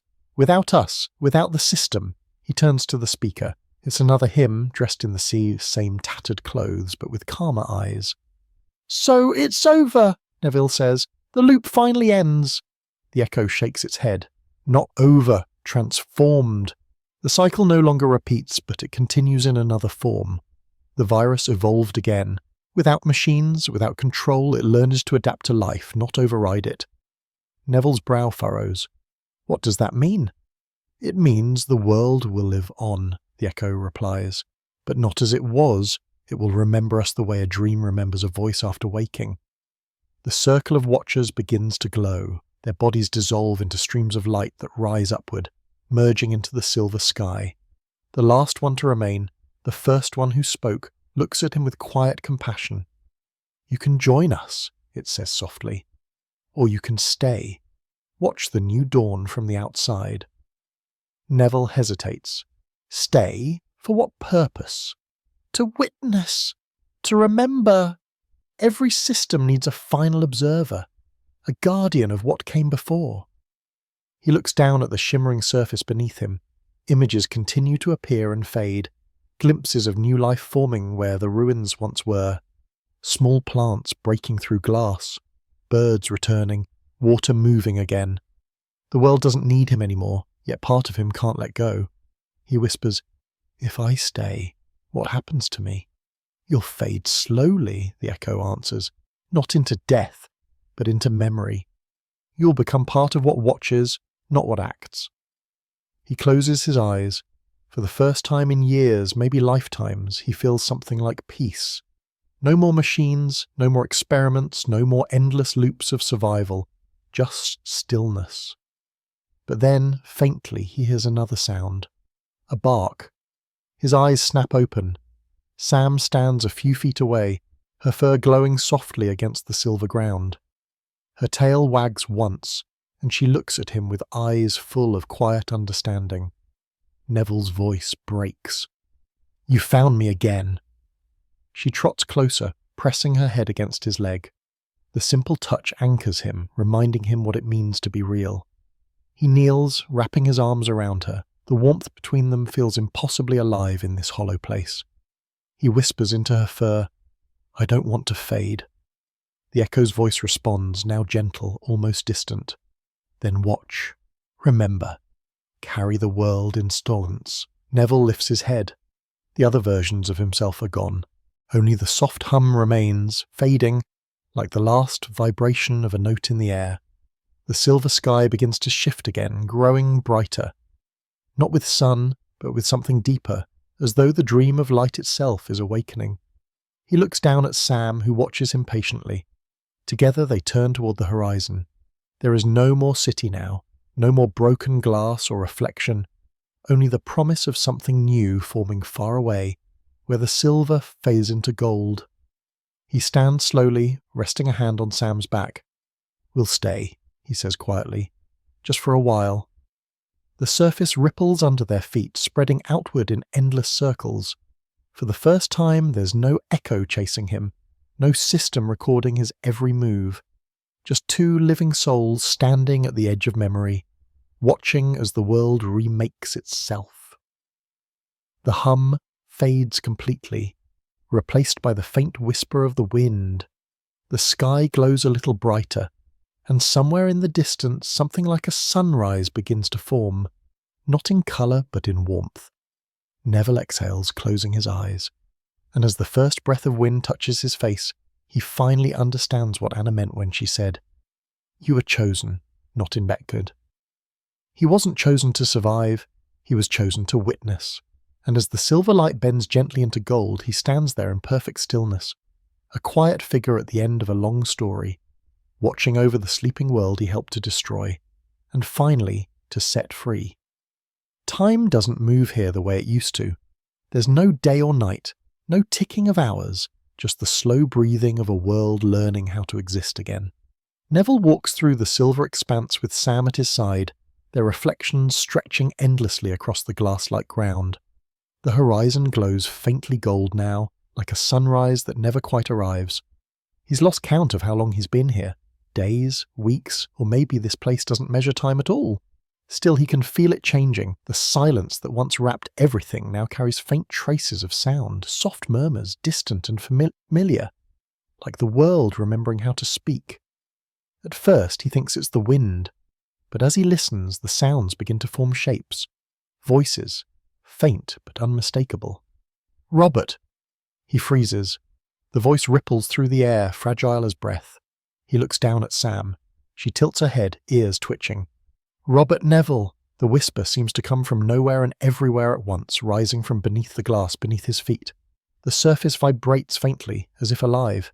He kneels, pressing his hand against it. Beneath the transparent layer, he sees movement, shadows drifting through the depths, like distant figures walking streets that no longer exist. The sound of footsteps, faint conversations, laughter. The city. It's back.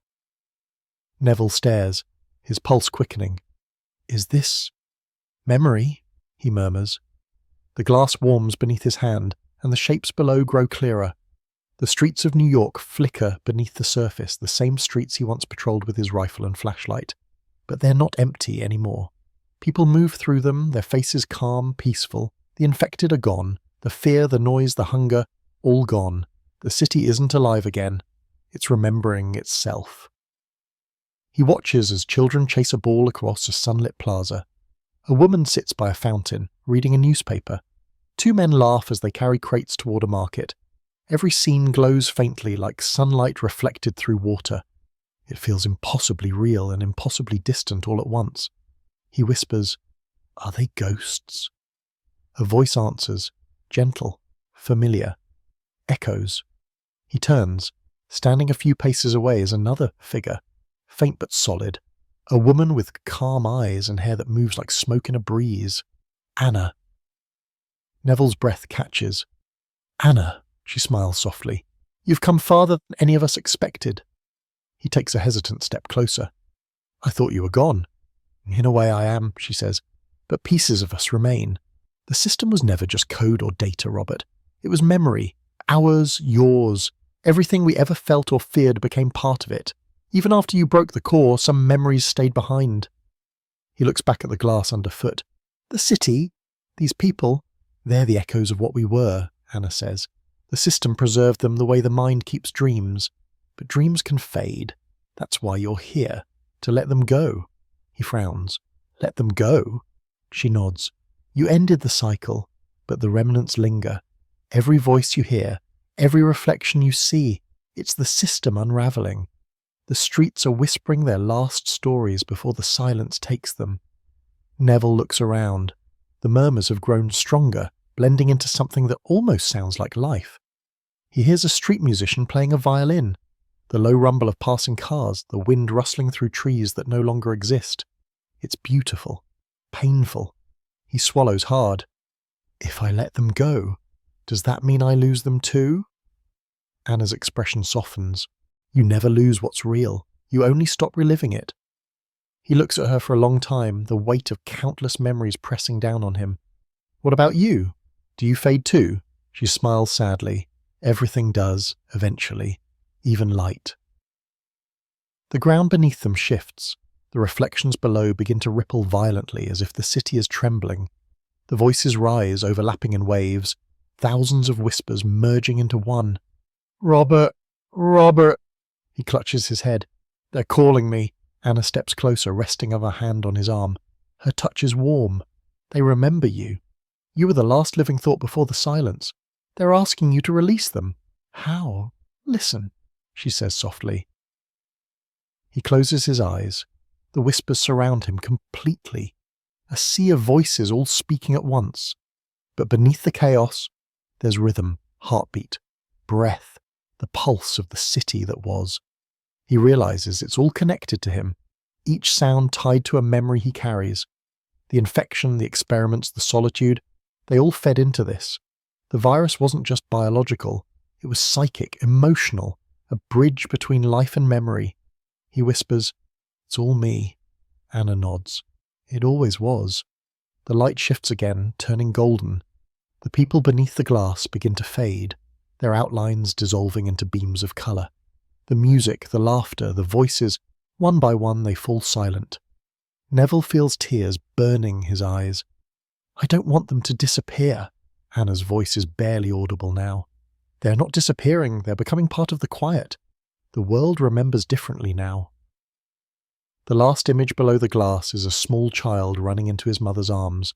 Then, with one soft flash, it all vanishes.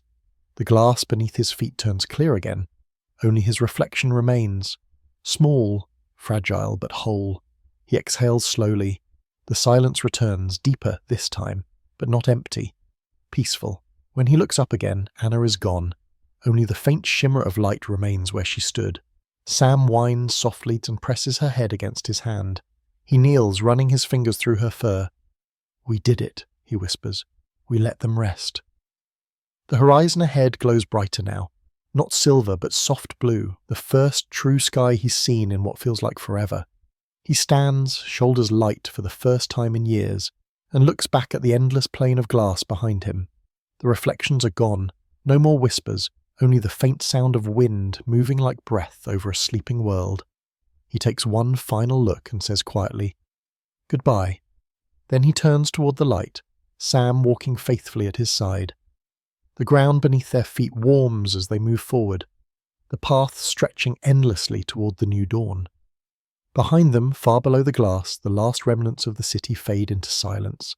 The whispering streets fall asleep at last, carrying with them every memory, every face, every echo of what once was. And for the first time, the world truly rests. They walk toward the horizon for what feels like days, though here, time doesn't quite exist. The light never changes. It just glows, steady and warm, as if the world has decided that one endless dawn is enough. The wind hums softly over the smooth plane of glass beneath their feet, carrying faint vibrations of what used to be sound. Neville has stopped asking where they're going. Every direction feels the same, but he keeps moving one foot in front of the other because stopping feels too much like surrender. And Sam just keeps walking beside him, her breathing calm, her tail swaying lightly, like she's guiding him somewhere he doesn't yet understand. Sometimes he talks to her, not like before when loneliness made him talk to fill the silence. This is different, quieter, easier, like two souls walking through memory rather than the world.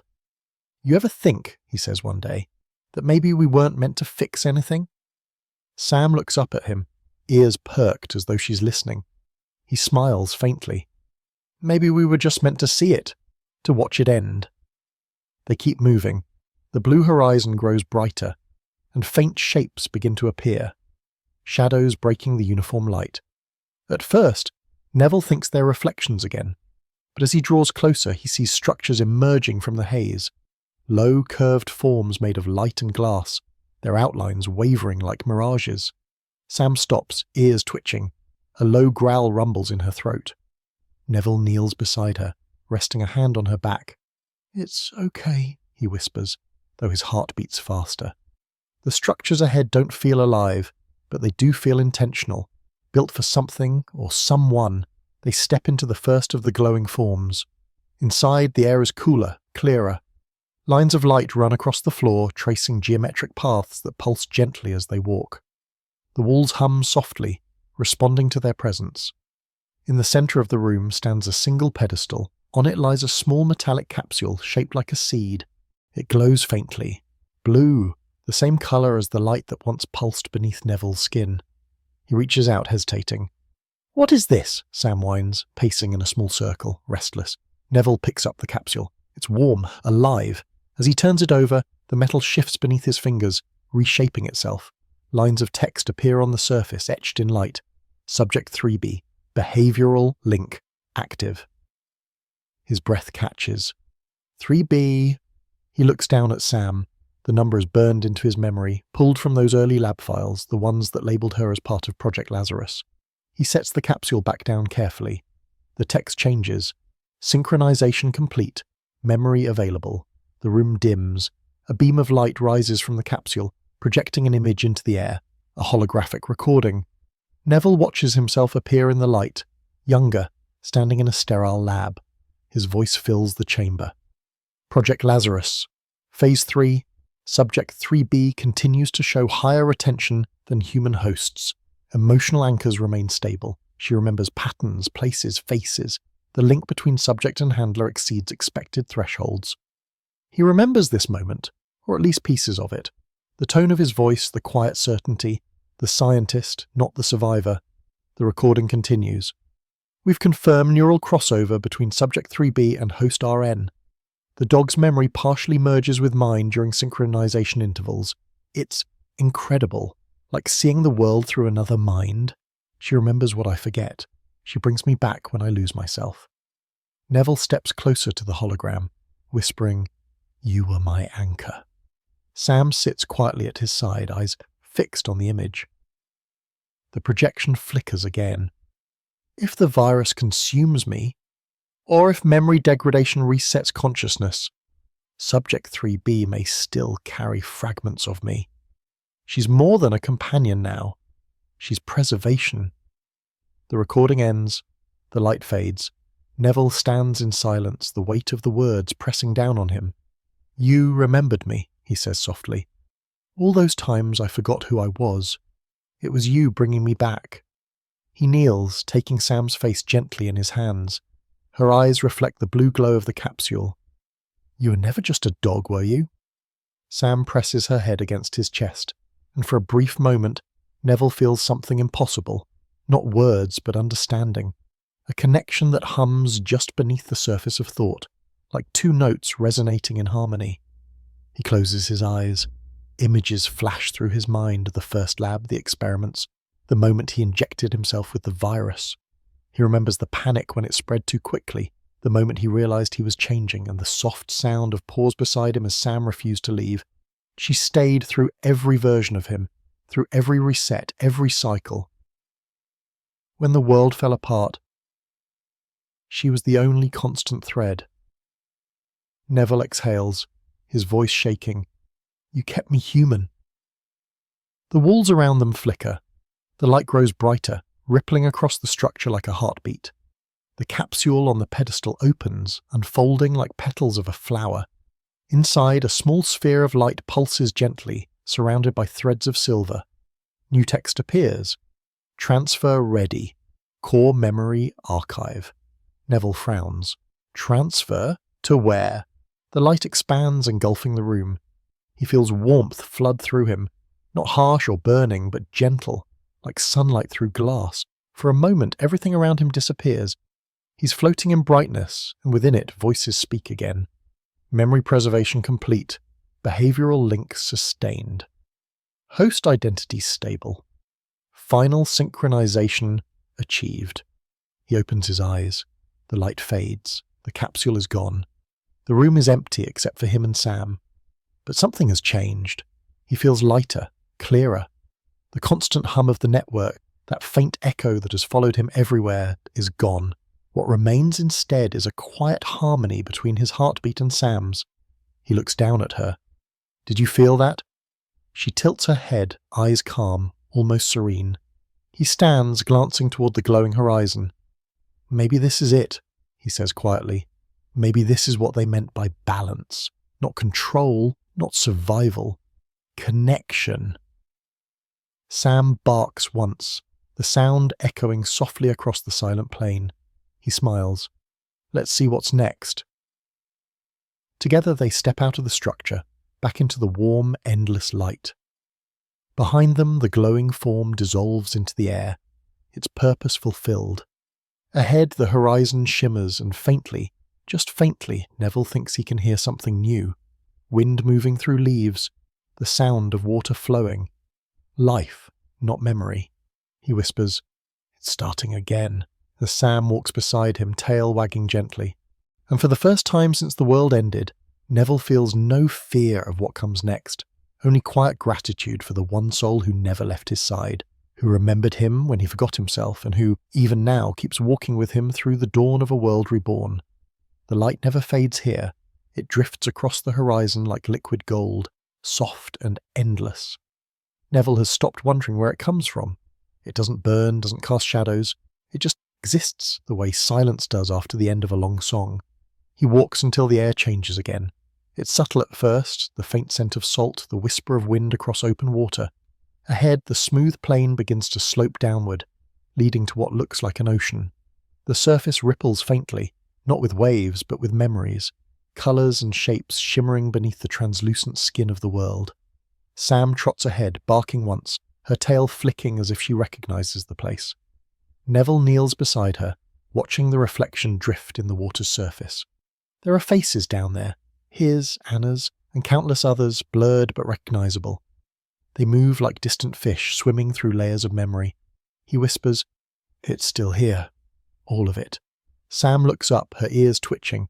A faint breeze stirs the air, carrying a sound that chills him. A voice, calm, familiar, layered with static. Robert, he stiffens. The tone is unmistakable, his own voice.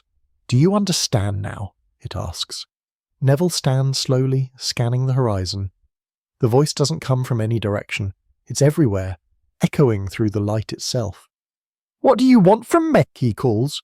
You already know, it answers. You built this, you kept it alive, you called it salvation. The words twist inside him. He closes his eyes, remembering flashes of the Genesis files, the boardroom, the promise of a cure, the first injection. I was trying to save us, he says quietly. You were trying to save yourself, the voice replies. You called it science, but it was fear. You couldn't let go of the world, so you made one that never ends. Neville's fists tighten. You're lying. Am I? Then why does it still exist? You shattered the core, burned the machines, ended the loop, yet here you are. Another version, another after image. The system isn't gone, Robert, it's you. The wind rises, scattering ripples across the mirrored water. He sees flashes in the reflections, versions of himself walking other paths, one kneeling in the ruins of his lab, another standing at the edge of a burning city, all of them haunted by the same question. Why won't it end? He whispers. Because you won't let it, the voice says. You've convinced yourself you're the last man alive, the survivor. But that's the lie. You were never the last. You were the first, the origin. The words strike like a blade. The survivor's lie. He stumbles backward, staring into the glowing horizon. No, he says. That's not true. The world fell. I watched it die. I watched them all. Did you? The voice asks softly. Did you rewrite the memory? Did you build a version you could live with? Neville shakes his head violently. No! His voice echoes across the glass shore. I remember I lost everything. The world is still here, the voice finishes for him. Changed, remade, reprogrammed by your fear of ending. You couldn't face extinction, so you rebuilt it in reflection. Every building, every echo, every ghost, they're not remnants, they're simulations. You made them to keep yourself company. Neville's breathing quickens. The ocean of light churns now, swirling with shapes and faces. Anna's voice rises faintly among them, saying his name over and over. He falls to his knees, pressing his hands to his head. I didn't mean to, he whispers. I just wanted to fix it. The voice softens. You did fix it. You made a world that can't die. But it's not alive either. The truth lands like stone. He looks at his reflection again. The endless ocean filled with the duplicates of himself, looping through the same gestures, the same pain. He whispers, Then what am I? You're what remains, the voice answers. Self-portrait painted too many times. A memory trying to remember where it began. The wind fades again, leaving only the soft hum of the horizon. Sam nudges his hand, grounding him. Her warmth feels real, her heartbeat steady against his palm. He looks into her eyes and sees the faint blue shimmer again, the living trace of the link that tied them together through every version of himself, the one constant the system could never rewrite. He whispers, If I'm not real, how are you still here? She tilts her head, her gaze patient and gentle. Because she remembers, the voice answers. She carries what you lost. Neville closes his eyes. Flashes of the old world fill his mind. The lab, the endless tests, the moment he injected the serum. But behind all of it, one image stays. Sam waiting by his side, her eyes full of loyalty that no machine could simulate. She's the last piece that isn't me, he says quietly. Yes, the voice replies. The only part of the system that was never infected. The bridge between what was real and what was built. You didn't save humanity, Robert. You saved her. Neville laughs softly, bitterly. That's what it all comes down to, isn't it? One man and his dog at the end of the world. No, the voice says. One man learning that the world doesn't end when he does. The light begins to change, deepening to amber. The ocean of reflections calms, the faces beneath the surface fading, until only one remains, his. But this time the reflection smiles first. He watches it speak the same words he once said at the beginning of everything. Light the way. A strange calm settles over him. For the first time, he doesn't resist the truth. The survivor's lie wasn't about being the last man alive. It was about refusing to let go. He kneels beside Sam, resting his hand on her back. Maybe it's time, he says softly. Time to stop being the last. The horizon brightens. The light reflects across the water, filling his eyes. He feels warmth spreading through him, erasing the ache, the guilt, the endless repetition. The voice fades into a whisper.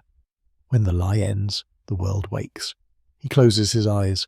The sound of the ocean fades, replaced by birdsong, faint, hesitant, like the first breath of morning after 1,000 years. Sam barks once, clear and bright. Neville opens his eyes and sees trees rising in the distance, green and alive. The glass beneath his feet has turned to soil. The air smells of rain.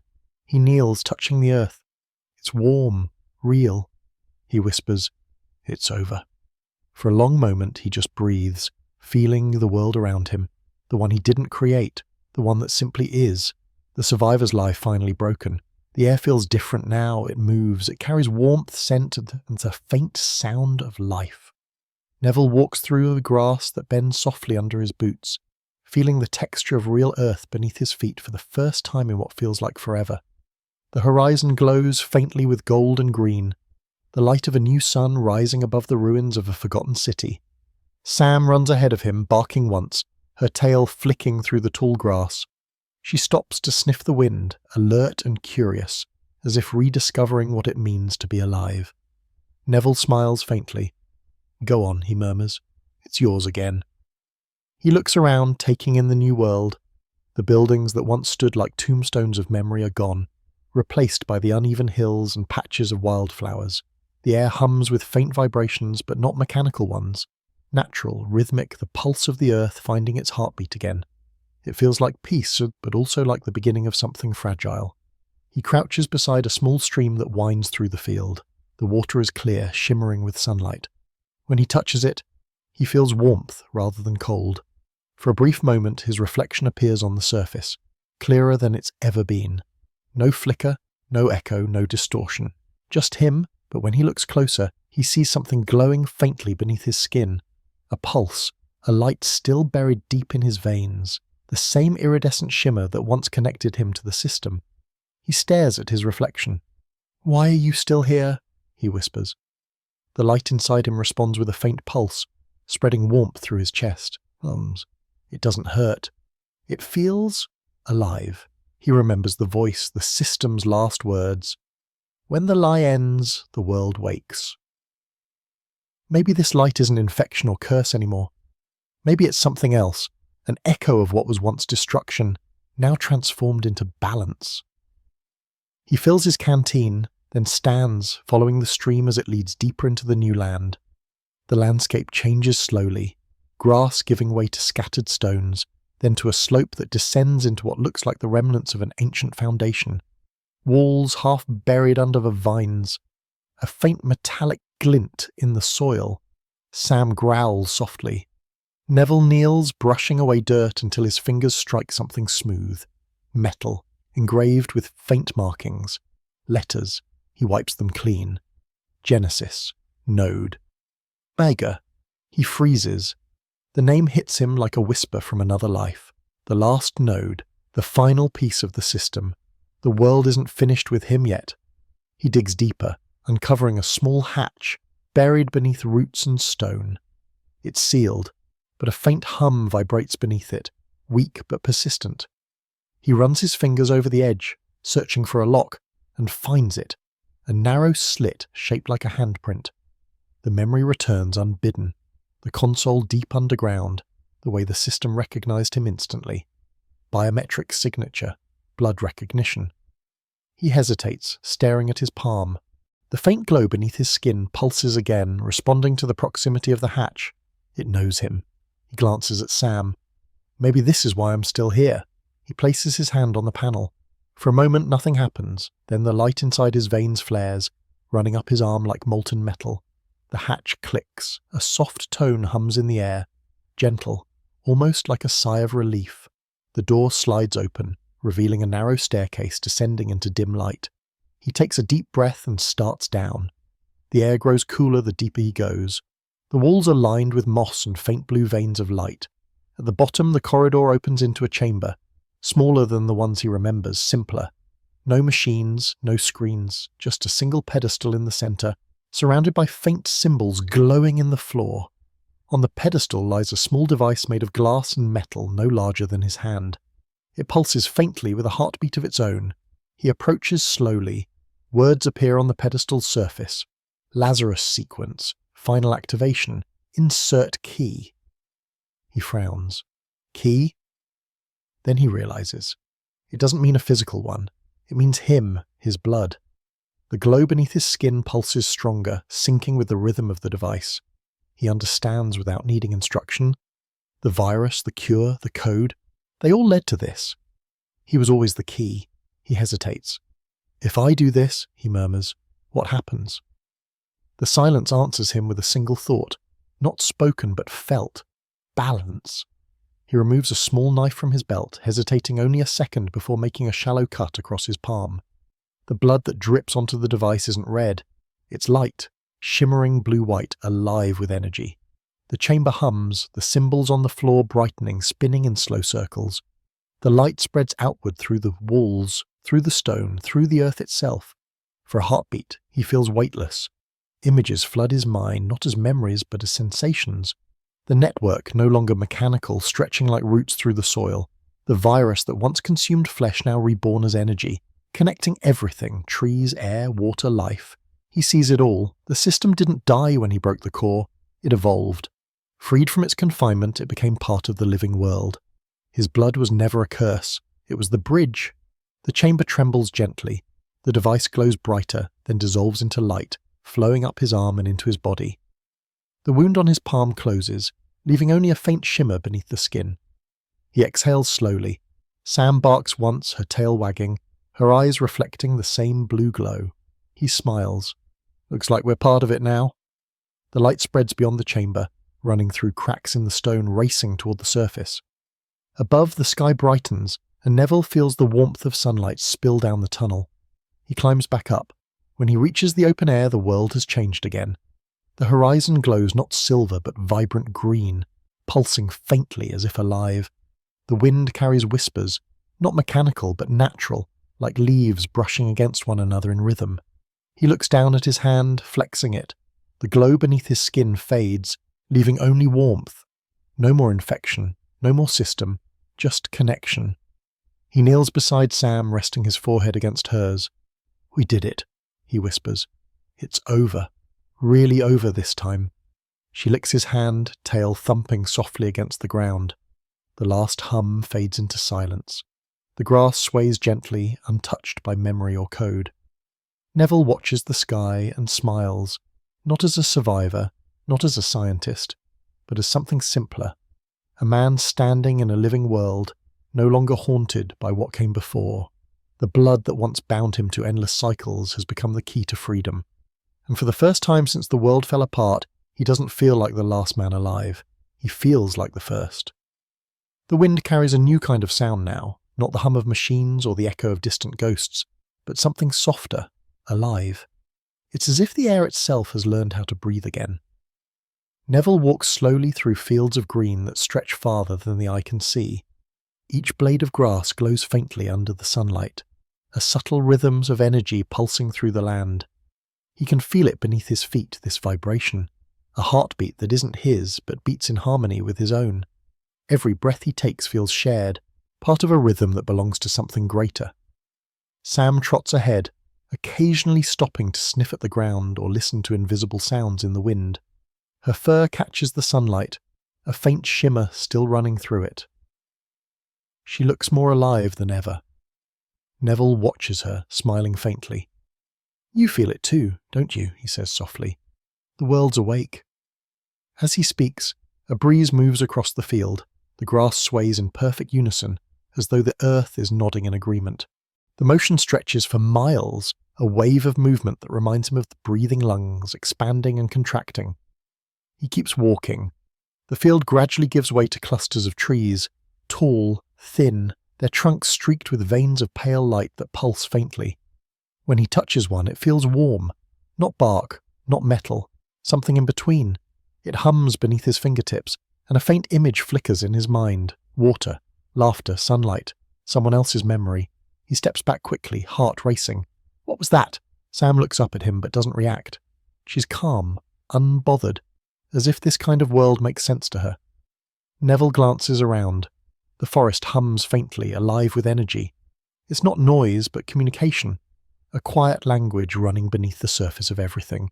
He focuses, trying to listen. The rhythm changes, patterns forming like speech. He is awake. The source has returned. Neville freezes. The words don't come from sound, but thought. Threads of meaning woven directly into his mind. For a moment, he's too stunned to move. He walks among us again. The bridge endures. He grips the nearest tree, steadying himself.